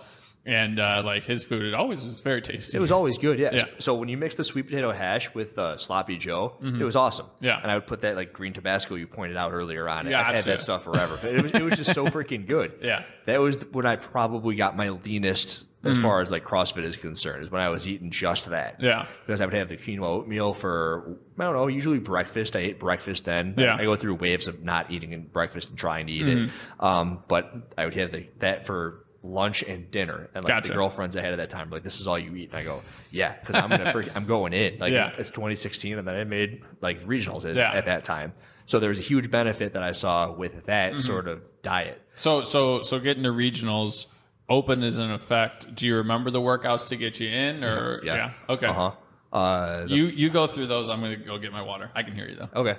2000. Yeah, you can hear me. You're leaving. 16.1 was that god awful like overhead lunge, chest to bar facing burpee thing. Yeah. 16.2 was the video they asked for, which I think might be the repeat. And actually, at this point in time, it's probably out. Which is also 19.2 is the squat clean ascending weight ladder. There was I believe 0.3 was the snatch bar muscle up, 0.4 was the deadlift, 55 the wall balls, the handstand push-ups, and 0.5. This is a week where like there's a bunch of stuff going on, and everyone's like, is there going to be a team? Is Andrew going to make individual? Yeah. And I was sitting there thinking like, oh, I don't want to make everybody not go on a team because of me and not want to go individual. I'm like, this workout could go either way, and it was like the thruster bar facing burpee, and it's good for me. Yeah. That one. I could do thrusters back then for whatever reason. Yeah. I got an elbow issue. I think that's why, but whatever. So I ended up finishing like 16th or 19th. I think it was 19th in the region. Yeah. And I made regionals as an individual. And I finished that like bar muscle up snatch one. I think I was top 10 in the world on that one. That's a good workout for me. Yeah, that's fantastic. So that experience, was there ever like what was going through your head at that point? At what point? So as like the fifth workout comes out, you're like, hey, this is my wheelhouse. Like what's going on there? In 2015, I finished. So like they took the top. I think that might have been the first year they took 20. Okay. And I think I was just outside the cut. I'm not sure if it was 20 or, but I was just outside the cut wherever it was. Yeah. And I remember like there was a handful of other people at the gym. They found out who I was. They're like, hey, he's the best in the area. And they came to Alpha Dog to train with me and work out with me. They like just signed up for membership. So not only was at this time I bought into the gym, I was co-owner. Okay. And I was like, cool, this is a double-edged sword. It's a good double-edged sword where like they're signing up and they're working out with me. For sure. and then like we had thoughts of putting a team together. And I really never, I do this thing where I try to make a lot of people happy. So where I did like the idea of going by myself in alignment with the wrestling thing. Yeah.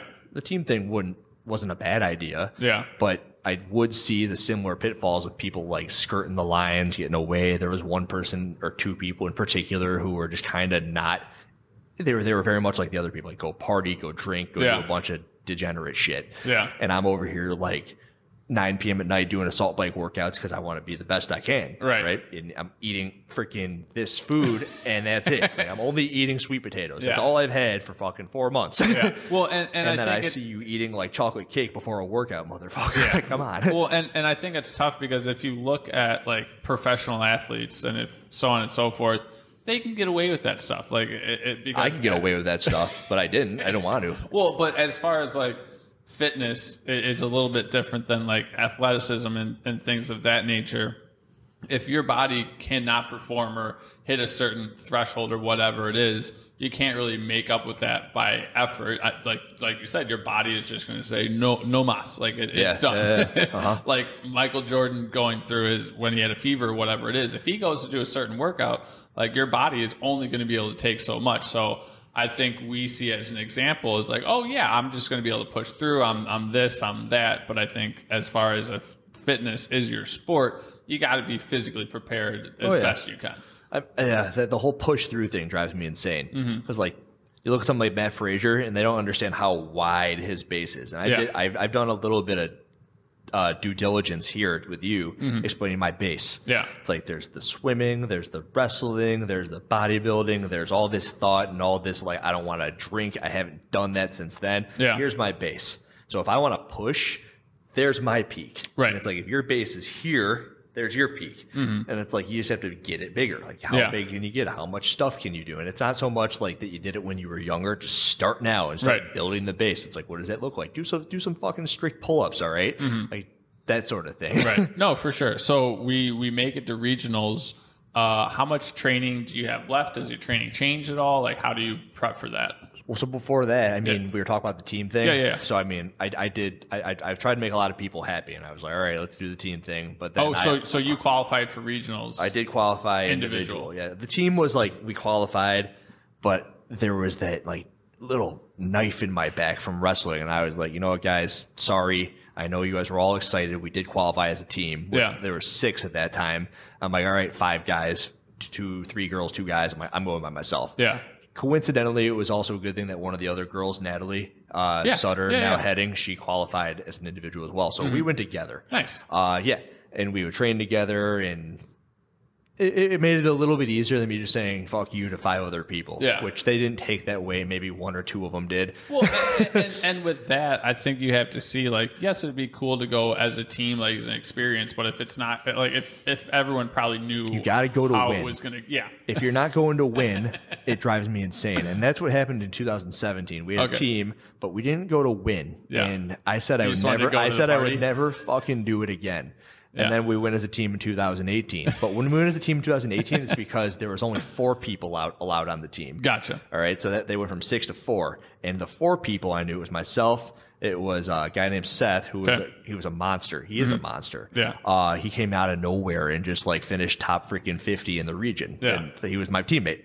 Girl named Keiko, girl named Katie. Katie, who I met at the PowerFit games. Right. And she worked out with me for 4 or 5 years, and she was into it. Yeah. We finished 6th, 1 spot out of qualifying for the games. We went to win. That was awesome. Yeah.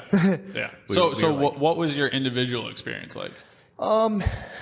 I just made a freaking video on this, and I was talking about how I went there and I qualified, and I remember I did regional Nate, and I think I was top 10 in that workout at regionals, which was muscle ups. Okay.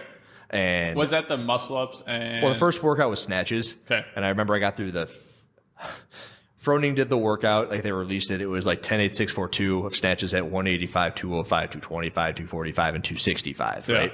So I remember Froning did the workout. He released it. He did all singles. And for some reason, I did touch and go reps. So I did touch and go reps like 185, 205, and then didn't make it out of 205. Yeah. So I didn't do well on that one. And then the next one I did really well. It put me into the second heat. So I wasn't in the first heat, which I was on day 1. I was in the second heat because I did so well. I remember when I was in the second heat, I looked left, I looked right, and I'm like, these guys are different. Like, they're so jacked. They're so big. And one of the workouts we did was like, it was 104 wall ball, 104 pull-ups. 104 wall ball, 52 pull-ups. Yeah. The wall balls, like, the floor was uneven. That threw me off. I'm always used to doing them on a flat floor. So, like, there's Dahmer matting. Yeah, how dare you? Idiot. 1 foot was higher, so that really threw me off. I did the pull-ups unbroken, and I had to, or else, like, my score was going to be dead last. Yeah. But it was a back-to-back workout. So there was another workout there. That one I finished dead last in because I was so messed up from doing the pull-ups unbroken. And I remember the next one was like a deadlift one. I looked again. I'm like, holy shit, they're so big. Like, how are they so big? It really rewired my brain at that point to think about how I was. So, like, I told you I would just like work out. And I like understand that I had to be stronger, but I didn't understand how much stronger I had to be. Yeah. And like that snatch one in particular, it's like, all right, these guys are just smoking 265 at the end of a ladder. I'm like, I got to be able to snatch more. I think my best at the time was like 245, and I got it up to like, it took years, but it went from 245 up to 291 is my best of all time snatch. That was a lot of work. Yeah. So when we come back after individual, are we like, hey, okay, now we got to focus on getting to the games, or what are you programming for? Or actually, how much time did you take off after regionals? I did Murph the following Monday. Perfect. I was like, God damn it, that was so embarrassing. I did Murph, and I was just like a frustration kick. And like after you let it unwind a little bit, then I thought, okay, I got to get stronger. I remember that guy was fucking huge, and I got to get bigger. Yeah. I got to put some mass on to move the weight. That's the biggest thing that people don't get is like if you're really small, mass moves mass. It doesn't matter if you're to a point, it's good, but if you want to be a dude in the sport and you're not 190-ish, you're in trouble. Like if you're 210 plus, it's harder. If you're 180 and less, it's harder. You got to be 190-ish. Right. Mass moves mass for your sport. And I was at that time like 178. And I remember the night before I didn't eat. I didn't really understand dieting and nutrition, so I remember I was just like shot. Like, oh my god, I like, why does it hurt so bad to do everything? I had no gas. Right. So yeah, I did Murph the following Monday, and then I kind of applied some of those principles, and I signed up with Boxstar. Okay. Boxstar Apparel. Yeah. The guys were awesome. I met my buddies Street and Dylan. I remember like throughout the year, the goal the whole time was to go as freaking go get the CrossFit Games. Like that's the goal. And then I got mono like 2 weeks before the Open. Perfect. Maybe it was a week before the Open. I remember I was with my girlfriend at the time when we were at Whole Foods. Yeah. And we got mochi. There's a big thing. They opened a Whole Foods and they put mochi in there. And mochi was just, you know, I remember I looked at it, I don't know. And then I ate it and I was like, all right, it was the first warm day of the year leading up to the Open. Yeah. And I was freezing. And I was like, oh my God, that mochi really fucked me up. And then we went to my house and I got in the hot tub. I'm like, it's so cold. But it was like 70 degrees. And then I got in the hot tub. I'm like, oh my God, it's like so cold in this hot tub. Yeah. Do you feel like your body was fighting so much that your just immune system was just like letting everything in? Or why do you think you got sick at that point? Mono. Okay. It just, I don't know. I don't know how I got it. Who knows at that point in time, but I got mono and it was just like, it's a viral thing. Yeah. Are you familiar? Have you had it? Oh yeah. It's the kissing disease and that's not where I got it from. But I just don't. It messed me up. It was terrible. I remember I did like, I have this rowing interval that I do. It's just like a 10 to 20 by 300. I'm sure you've seen it on there. Yeah. And I'll do it with a minute rest. I remember I did it. I think that was yesterday's. It was. Yeah. Yeah. To this day, I'll still do it because it's my indicator of fitness. Like if I do it and I can do it at like a 136 average pace, I'm feeling pretty good. Like it's all right. My fitness is okay. So what is that for a 500 pace? 130. It's 136 per 500. Pace. So, for your 300, you want to be hitting a 136. Yeah, so you end up finishing at like 57 seconds per or something like that. Yeah, I was remembering my pace. Wasn't that? What was it? I think I would finish around like 109. So that'd be like a 2-minute pace or so, maybe? 112 was my slowest. No, it's like 153. Okay. And so here's the big thing is that if you don't like really get going right away, you got to start quick. And if you don't start quick, you lose seconds. And if you let it like ride out. I found that out. Yeah. If you let it like ride out at the end, you also lose seconds. Yeah. So the game of it is like, all right, get to speed. and then make sure you hold the speed and don't stop early. Yeah, no, I started off with like a 109. And I was so like, 153 doesn't match up, but Yeah. you didn't like rev it up right away, right? Yeah. No, and then I was like, I started off strong, and one of them got to 104. I was like, no, I remember. That's the difference, It's like I got to maintain the pace here. But yeah, that was my Your benchmark. indicator. I've probably done that 200 times in my life, that exact interval. And that night, before Mochi, I went and got it, and I'm like, all right, I can't keep the pace under 144, and it's killing me. It's terrible. And I had the Mochi, and then it was terrible. And then the first workout that year was the dumbbell snatch box, burpee box jump over workout. My back was the 10, so 20, done. 30, 40, 50. Yeah. And I did that workout 10 times. Oh, no. And I was like, I just hit this wall, and there's never been this goddamn wall, and I can't get through the freaking wall. And it's like, I knew I was sick, but come on, dude, you were able to get through the wall all the time. And I'm like, all right, guys, you want to go team? So did you guys end up going team then? We did, yeah. Okay, so obviously you had enough time to recover and stuff like that. So how was the team competition that year? Good for me. Yeah. In hindsight, we had a female who had a pregnancy that she didn't disclose. Yeah. And she was just like not herself. Right. Which drives me nuts because like you told me you got a 385 back squat. Best ever, right? What is it right now?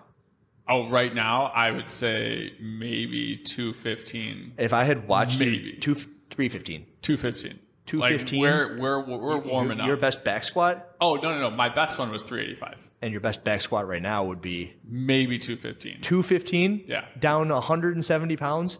Oh, we're getting back slow. Okay. So let's say I saw you do this today. Yeah. Right? You hit your 215. Yeah. And then next week, you just couldn't do 135. Yeah. That's what it was like to me. I'm like, I have a pretty good finger on like how my people are. Yeah. Right. So like 215, I see you do it. All right, 215, I got it. Whatever. Where competition comes up, all right, one rep max back squat. Okay, Alex gonna hit like a freaking 215. Yeah. And then you hit a 135, and I was losing my mind. I'm like, what is going on? Pick up the fucking worm. Come on. I'm losing my mind. I called my judge like an obscenity that I won't use. I know I've been swearing, but I won't say the C word. Yeah, that's fair. But it was like, you're a... So she was no repping you guys, or what was? She was no repping us for like not extending our knee on a worm push press, and there's 6 of us, and nobody was extending their knees on the worm push press at the regional. So that was a mess. But also, I was mad at my teammates for not like. It was mostly that, and I took it out on that judge like hard. And I tend to do that. It's tough. It's easier to yell at them than the person you're going to see tomorrow, right? Yeah, yeah. So, what do you think the team workouts are more just like they're there, or do you think they're programmed correctly for like all the team events? I think that that year was the first year they started to be programmed well. Okay. Up until that, it looked like they just kind of took the individual workouts and threw them together based off of those. Mm-hmm. So you would see like a chipper with the same movements, and then the team would be some hodgepodge thing. But that year, it did seem as if when they put the 4 people in, they almost did it so they could write workouts well for the 4 people. Okay. And thanks, Dave. Mm-hmm. Dave's the man. He did real well with that stuff. Yeah. The biggest thing with like team competitions, even to this day, like the Wadapalooza that just recently happened, is that if the 4 people aren't working to the point where they're expressing their fitness, then the workout fucking sucks. Mm-hmm. And back like the 2016 and previous years, where there were 6 people allowed on the team, then you saw that the workouts were less than optimal, because how do you have 6 people working at the same time? Right. And the Wadapalooza, this workouts this year were 3. You can hear that they're like, they're all interval based. This is something I would say. And they were. It's like one person works, and then this person gets to rest for 2 minutes. Yeah. And then there's no, so like, all right, I get it for maybe one workout if you're doing like one max output workout, but that's what they all were. Well, and that's a lot of team competitions. That seems like it's just individual, but you're just doing it with your friends. Correct. Yeah. And then like at that point, it's like, who can do the fastest, I don't know, like air squats? It's like, oh, you're short. And you know what, Andrew, at this point in time, it's like, I can't do carrot unbroken with a freaking 30-pound wall ball. I can't do it. I could never be able to do it. But someone somewhere can do that for 50 reps. Yeah. I could pull that out of my butt right now if I had to, right? Yeah. And that's all they asked. Like, go do 50 for 30-pound wall ball. I can do that. Now, if I was shorter or like longer or taller, I had that gives you a couple seconds, and that really messes up team competitions when you don't take that into a play. Like one person can do it, but there's no like Froning's the best ever because he's got this huge work output and he can always go faster for a longer time. Yeah. but I can beat him possibly on 10 burpees.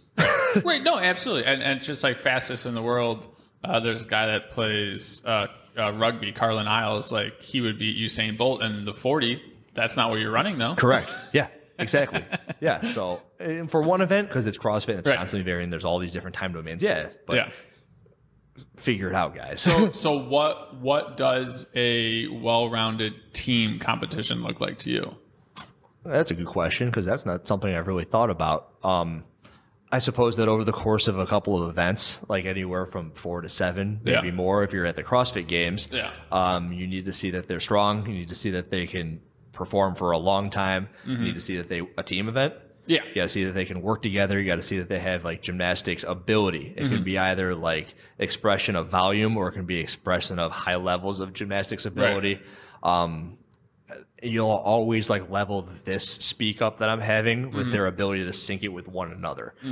Syncing isn't, of course, necessary. One of my favorite things to do with teams is I'll say, hey, here's 4 assault bikes.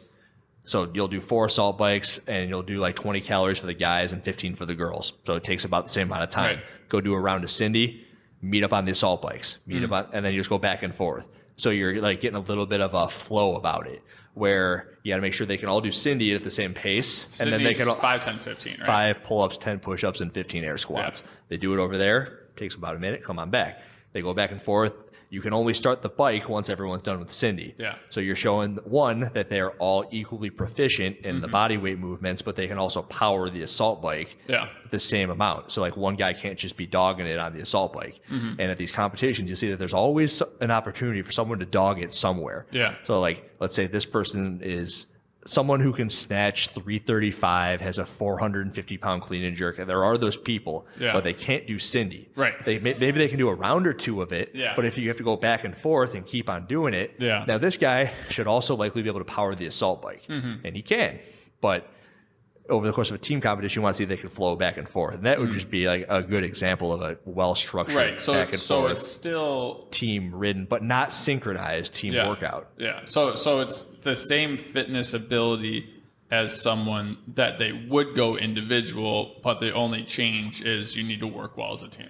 Correct. Okay. Yeah, and it doesn't mean it has to sync. So I've seen competitions that mess it up too. Like, oh, Cindy, make sure you do synchronized pull-ups, push-ups, and air squats. Like, well, not really. Just make sure you finish at the same time. Yeah. Don't start the bike up until you're all right. You know. Yeah. So and I think that's important because like there's the grid games and grid league. Yeah. And I think that's cool too because like there's specialists and stuff like that. And I think like their goal is they're not looking for the fittest overall person. They're looking to do this competition with specific specialists. And sometimes you just need overall fit people for a certain event. Yep. But I think for like CrossFit, if they're claiming like, hey, we're looking for the fittest. It's the fittest on earth, not the fittest for a minute. Right. And it's not the strongest for one thing. Yeah. And it's not who can do the best thing for, let's see it on an Instagram highlight where you can do a set of, I don't know, like reverse uprises on the rings. Yeah. Fittest on earth, right? Power output, work expression, like move the sandbags from there to over there. Yeah. And when you're the team, make sure you do it around the same amount of time as one another. Not one person does all of it and one person can fucking sit there while the other person does it. Yeah. That's a great way to put it. Yeah. So when you started like doing the team competitions and like meeting a bunch of other people in the space, was there anything that you're like, hey, I really enjoy this about CrossFit and I wish this changed? Or like, what's the kind of feelings that have been going on, we'll say the last like 2-3 years? I should say that to start that was the way that I would choose my teams, because I told you people would join the gym, right? People would join the gym because not only was I there, but now people were coming there because of me, and people would come there because of them. And then there was a bunch of competitive people. Like CrossFit Alpha Dog was a powerhouse, like the Gold's Gym of the Illinois area, where all these freaking... And it was cool for the community. It was cool for my training. It was great for the gym and the membership. It was just awesome. Yeah. The vibe there was wild. But within that, there was always the high school bullshit. Okay.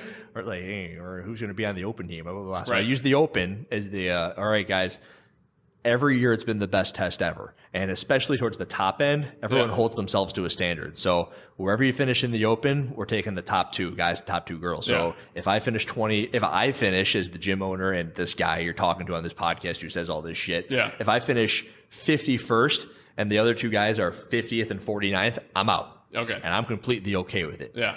And I meant it. Like, Yeah. I would have sat out. I would have been the alternate. I don't care. Yeah. I'm just going to work hard enough so that I'm 48th. Right. I'm ahead of those two guys. Yeah.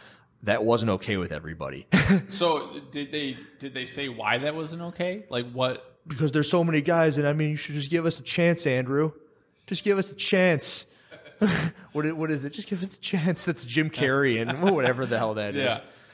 But I after no one knows this, but after no one knows this. So here you go. After the Open, there was a second team. So there's myself, there was Seth, there was Keiko, there was Cade. There's the four of us. Yeah. And then there was like a mutiny against Andrew. It's like, hey, we all want to put a team out there and see if it has a chance to get there. And I'm like, you guys don't have a chance. You guys don't understand how weird I am with numbers. And we need one shot, one team. If you want to be on this team, be on my team so we can go to the goddamn CrossFit Games. That's what we're doing, wrestling, right? Yeah.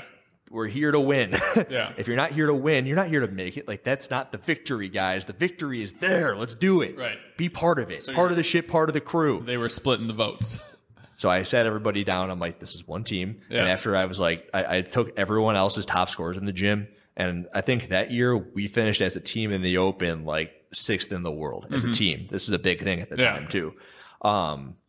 We also happened to finish 6th at the regional, which sucks because we need to be 5th. But the other team in the region would have finished like 31st. Yeah. You had to be top 20 to make it. So they wouldn't have made it. Yeah. That was the thing that nobody knows. Gotcha. They wouldn't have made it. Yeah. So it was like, all right, nice job, Andrew. Like, you don't need to rub it in their faces. But if they listen to this, they'll know now. They wouldn't have made it. yeah. So and when they say I wanted a chance, so obviously, did they think they were going to go to the games, or they just wanted to go to regionals? They just want to go to regionals. Okay. And I get it. Like, that was the pinnacle for some people. Yeah. I was done like with the whole making people happy thing at that point. I'm like, all right, this is my gym. It's my thing. I had this thing written on the board, and to this day, it's how I function. It's like, this is the most important thing. Yes. And then there's this, and then there's this. And if this interferes with this, well, what was more important, number 2 or number 3? Yeah. And if it was interfering with number 2, number 3 doesn't matter. And at that point in time, I was like, fitness was my most important thing. Right. And then it was my gym. Yeah. And then it was my girlfriend. And then it was my family. Honesty. And if my girlfriend and my family get in the way of my gym or my fitness, it's like, all right, I can't hang out tonight. Yeah. And like, if the gym was like, hey, Andrew, you got to coach this hour. I'm like, well, I haven't worked out today. And it never really came to that because I was pretty well organized. But like, I'm working out. Sorry, guys. My fitness is the most important right now. Right. This is all I care about. And people don't get it. Well, and I think you were being clear on your intentions. And I think that's important to let people know that that's what it is, and then they can take it or not. People don't like that, though, right? I don't like it. I don't really like it either, but I had to do it, right? So I think it was fair. So as far as adding on mass and stuff like that, was there ever a point to where it's like, oh, hey, like, let's take some steroids, or like, oh, you want to talk about that? Absolutely. All right, that's my favorite topic to talk about. And actually, that's what my video I'm making right now. It's in the editor right now. Right. I did it this morning. It'll come out later, but we can talk about it here now. And it was when I was on the floor, and I mentioned this in the video. I had that revelation. I'm like, holy shit, these guys. And to this day, I still think the guys I looked at were using. Yeah. And I was just like, I've learned about nutrition, like I've learned about everything. I learned how to edit by myself. I needed to teach myself about this stuff. Yeah. I used as many resources as I can. There's some sources on YouTube. They're from Canada, so they're very transparent about the whole thing. As in Canada, steroids aren't illegal. They can tell you whatever the hell they want. Yeah. And I guess I can too, so long as I'm not using. But these people are also using. They speak from experience. And that's where I told you, like, I apply squat techniques to myself so I can apply them to you to help you get a better squat if that's what you want. So it's almost like I'm vicariously living through them and their experiences, inputting it into my brain, and then projecting that upon the community. So that if I look left, I'm like, okay, equipoise, which is a compound that's anabolic. Yeah. And so what would be showing is that the signs of like female, like they're, no, that's the... talking about gynecomastia, the male bitch shits. Yeah. Some people in the community, and I don't ever point out names because I don't want to do that. Right. But you'll look at them and you'll say, okay, I see where you had the surgery. I see it in a couple of your pictures. There's a little slit under your nipple. That's what happens when you need to get the breast tissue removed. When you use anabolics and you have higher testosterone levels, the estrogen will rise with it. Right. Maybe if you're using something like a trenbolone, your prolactin will rise with it. And if you don't have the necessary ancillaries to go against that sort of thing, then you're going to get the male breast tissue or female breast tissue as a male. And if you get that and you're always working out with your shirt off, it's like, duh. Yeah. Now what you do is you wear your shirt for a little while, you have a surgery to remove it, and as long as you get it early, you won't be able to really tell. But I can. Yeah. So, and that they won't test positive just because most people are only just getting tested right before competition? The reason they won't test positive is because it's not hard to know. There's literally a website called...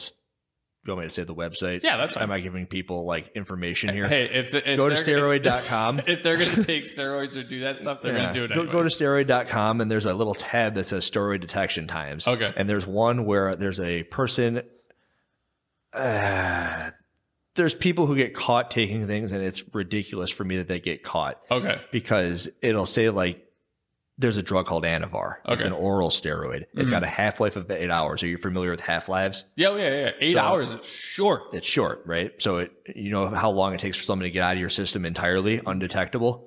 Much longer, I assume. 8 cycles of that half-life. Okay. So by all means, it should be out of you in a week. So if I were to take Anavar right now and I were to get drug tested next month, I'm good. They wouldn't know I took Anavar. How much of a benefit are you getting out of it? Oh, if I took it just now? Yeah. One time, nothing. Okay. Really nothing. Yeah. But if it's, let's say 5 months ago, and let's say I wanted to do like a cycle of Anavar and I did it for 8 weeks. Yeah. And it threw on like, I don't know, 10 pounds of muscle and it helped me. That's a lot of muscle. It's a lot of fucking muscle. It's a huge amount of muscle. I think now that drug in particular won't put on all that much muscle, but it will make you a lot stronger. Yeah. And if anything, it's just like the synapses and the wiring and the contractile strength that you'll progress. And your body now knows that it's capable of doing these things. Yeah. So because it knows that it's now capable and you did it for 8 weeks and you did it 4 months ago, if you need it to be expressed, it knows you can do it at the very least. That's a huge benefit. Oh, yeah. Uh-huh. So like your body did 385. It knows it's in there. Yes. You can get back there. Yeah. It's the whole muscle memory thing, but it's just a way of that I'm verbalizing it, I suppose. So as far as like, I mean, like the MLB and things of that nature, or just anybody on the Russian Olympic team a couple years ago.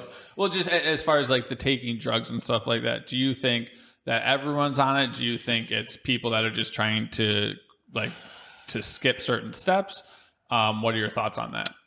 The Ricky Garards are the people who are, they're not, he got away with it. And I bet he's telling the truth. Like at the regional level, I bet that they weren't testing for that at that time. Yeah. Because the way the test works is that they're looking for things. So I told you about Anavar already. We'll keep using that as an example. Right.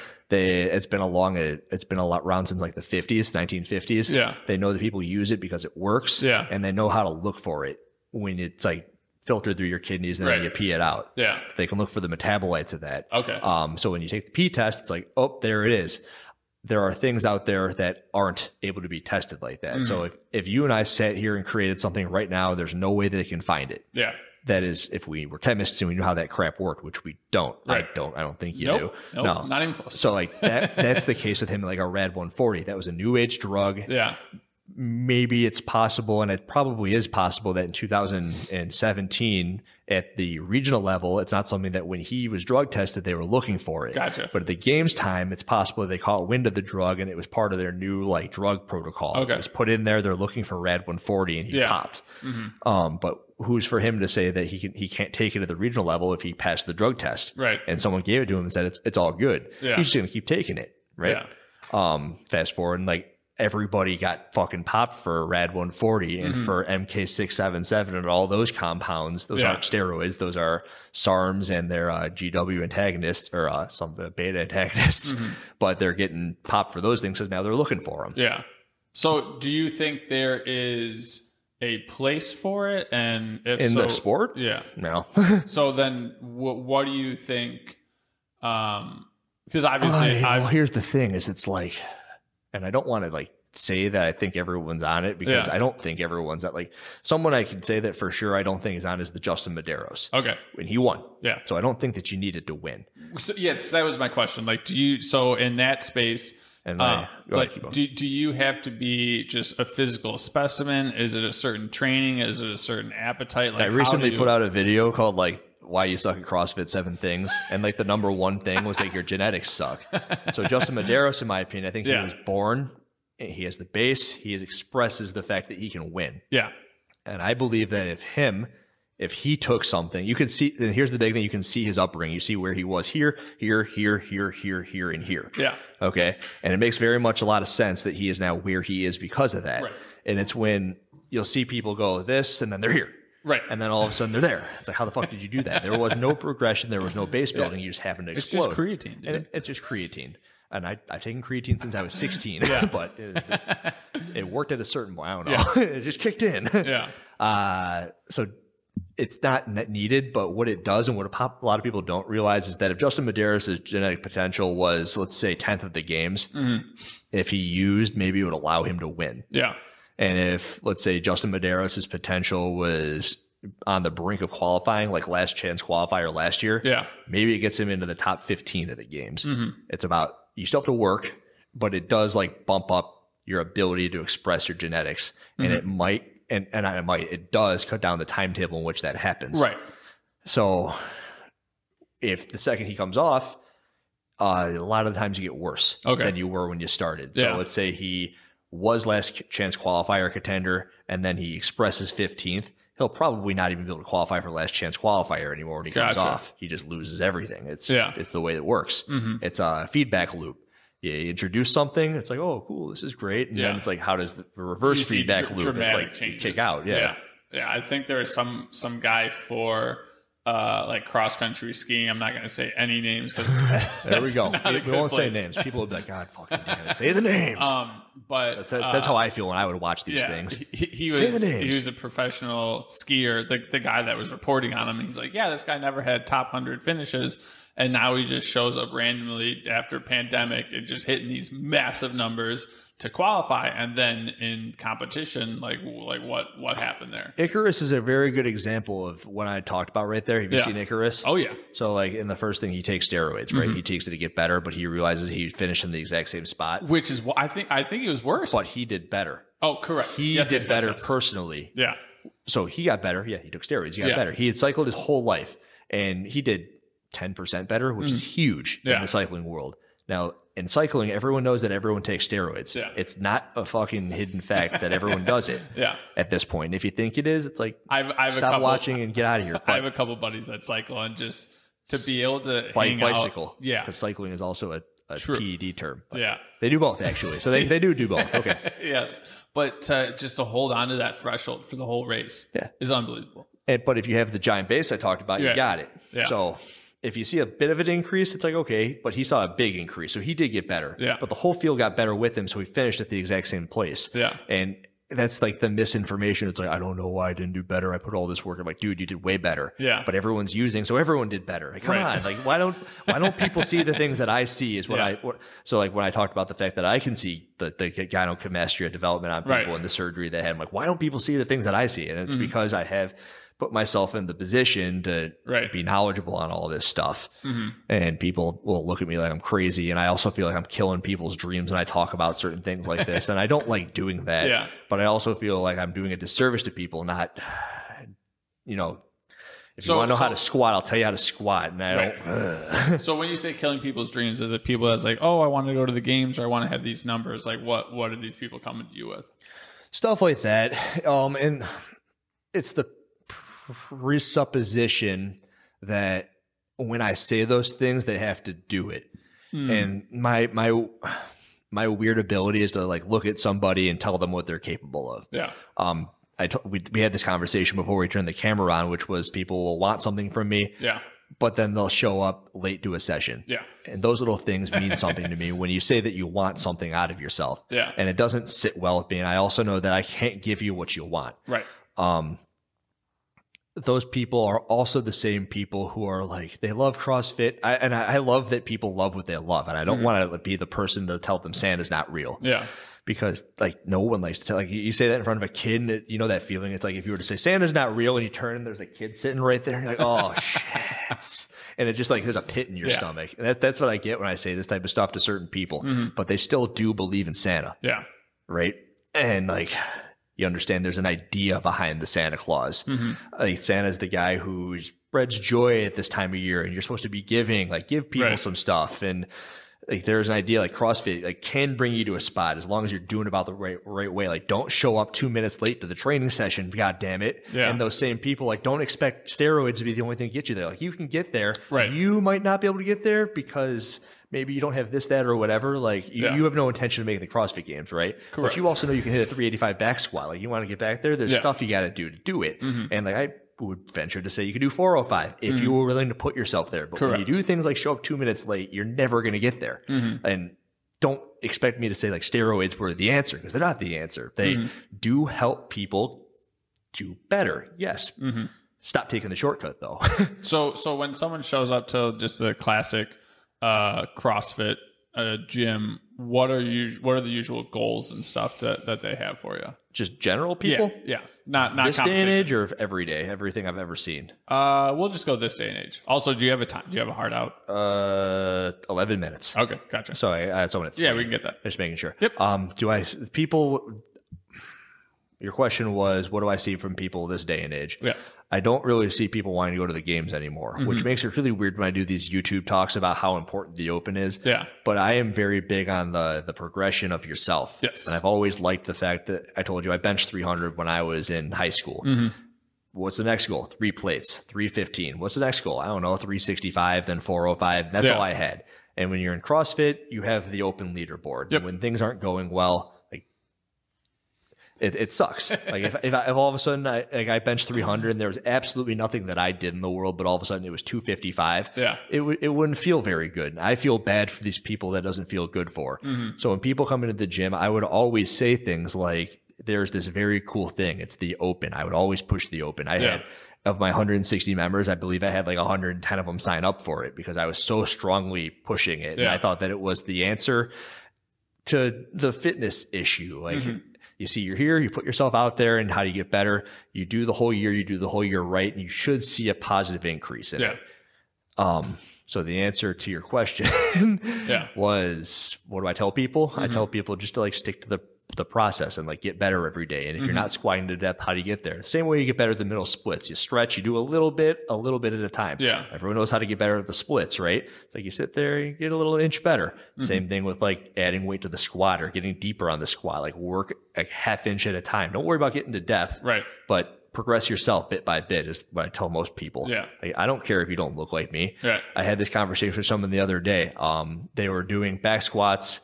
It's a male. He's 60 years old. He was doing to a box of 165, and he'll always say stuff like, "This is nothing for you." I go, "Doesn't matter. Like, it's heavy for you." And he goes, "Yeah, but really," he like really laid into me. He goes, "It's really light for you though, isn't it?" I'm like, "It doesn't matter if it's light for me." And I'm like, it really doesn't matter if it's light for me. He goes, "But it is light, isn't it? I can do this in circles." He did. And then I go, "Excuse me, but have I ever made you feel," I've worked with this guy for now 3.5 years. I go, "Have I ever made you feel like there's something that you're doing that isn't significant because of the fact that I can do more?" And he sat there, he's like, "Is that why I've been with you for so long?" and I'm like, that's it. Like, that's what's so important. You started me 3 years ago. And from that point to here, it's like everything you're doing is very important. You're doing the best you can. And that's what matters. That's a long-winded answer to what happens when they come in. Well, and I think that's important is that you're not preaching some magic pill or something. It's just show up and keep doing what I tell you. Like, do what I tell you. You're going to get there. Do as I say, and hopefully also as I do. Absolutely. So I've also heard like people I picked that up from people coming to the other gym. And I told you when I was younger, I was a little bit of a dickhead and like flaunty, cocky, whatever. And people would come to the gym. They'd say they left because someone would say, "I did this workout in this fast and you won't be able to do that." And I'm like, "Oh fuck, I could never." And I got as far away from that as possible. So I think that helps. Like, you always like use the knowledge that you have in your brain, given every circumstance ever, and try to like look at this person where they're at, where they're going, give them the best workout and day they can No, absolutely. upon their first day of fitness. I love that. And to wrap things up, we'll end with the same last two questions. What's your definition of health? Not necessarily the dictionary definition, but what is health to you? Okay. I've never really thought of that, but I would... Can it be relative? Yeah. Okay. So it depends. So which is a relative thing. I know an individual who is 70, smokes cigarettes every day and drinks wine, a lot of it, and he's cool with it. He goes to the doctor and he has his blood markers checked out and he's good to go. You also speak to the guy and he's okay with the fact that he can play golf, swing the golf club. And he's like, if I drop dead tomorrow, at least I didn't have to fucking ride a bike an hour a day in order to drop dead anyway. Yeah. And I'm like, what if it gave you an extra 5 years? He goes, that's a lot of extra biking. 70, all right? A lot of people will say to the people like our ages and even younger, it's like, you're going to really regret doing that at this age. And to the extent you might, but who knows what's going to happen. And I do think that you're born and then you die, point A, point B, right? And between those things, you can do things to stretch this out a little bit or bring it down a little bit. And like the answer is, how much do you want that to be done? Drink water, eliminate pop. It's like, it might give you a little bit extra. It's like smoke cigarettes. It might bring you down 5 years. Eat only fast food. It might bring you down another 5 years. Maybe you're going to die when you're 60 instead of when you were 70. It's like, that is all up to you. So health, it to me is like living your life the best you can for as long as you want to live it per the answer of that man. So right now I'm doing quite a bit of damage to myself, like exercising the way, and I'm 100% fine with it. If I died tomorrow, hey, I was doing what I want to do. And it would be sad. It would suck. Right. But I would rather do that than be living my best life partying in clubs with all these people. So if I died tomorrow, I'd be like, well, I didn't really enjoy that. It didn't align with what I wanted. Right. So there's like a whole level of do what you want and what do you want out of it? Yeah. Along with health. No, absolutely. And so I don't like walk around and like look at someone who's super out of shape and think, God, that person sucks. I think, well, maybe they're completely happy with that. Yeah. And if they aren't, they should change it. Maybe they're unhappy because of it. That's up to them. No, I like that a lot. So what's something from your life that you think that people listening to the podcast would be able to take away as a positive? The best things in my life that have ever happened because, albeit I didn't want to do them. Okay. I said I was at that gym. And then I went and I joined Midwest Strength Conditioning and I was like my family there. It was everything I knew. It was super important. It was hard to like rip off the Band-Aid and like go. Yeah. But that also catapulted me into CrossFit, right? I had the CrossFit gym. It was everything I put every ounce of my life into for a span of about 7 years. Yeah. All right. I bought in, I worked my fucking ass off there and every single person meant so much to me and it was so hard. But like we're in my garage gym right now at my house and I'm like, I have a lifestyle. Yeah, thanks. I'm like, I have a lifestyle I got to uphold. I got to leave. I got to get out of here. I got to do this. It was like really burning at me for months at that point. Everything was becoming so hard and I'm like, the writing's on the wall and you rip the Band-Aid off and now things are going great. Yeah. Like, it didn't happen right away and it never happens right away, but eventually you always look back like, it's good that I did that. Yeah. So if there's something you're thinking about doing, the quicker you do it, the better. The first one took a couple of weeks. And I'm like, I need to make some money. I'm 20. I need $20 an hour. That's great. Right. This one was like, 7 years and like super hard, took months, but and it also like probably because it took so long, it also took long to get over it. It was tough. Like I hated the feeling I felt like, oh my God, maybe I shouldn't have done that. Right. But now 2 years removed from it, so it's like, oh, it was good. So rip the Band-Aid off and do your stuff. Awesome. Love it. Thanks so much for coming on the podcast. Oh yeah, you bet. Had a good time.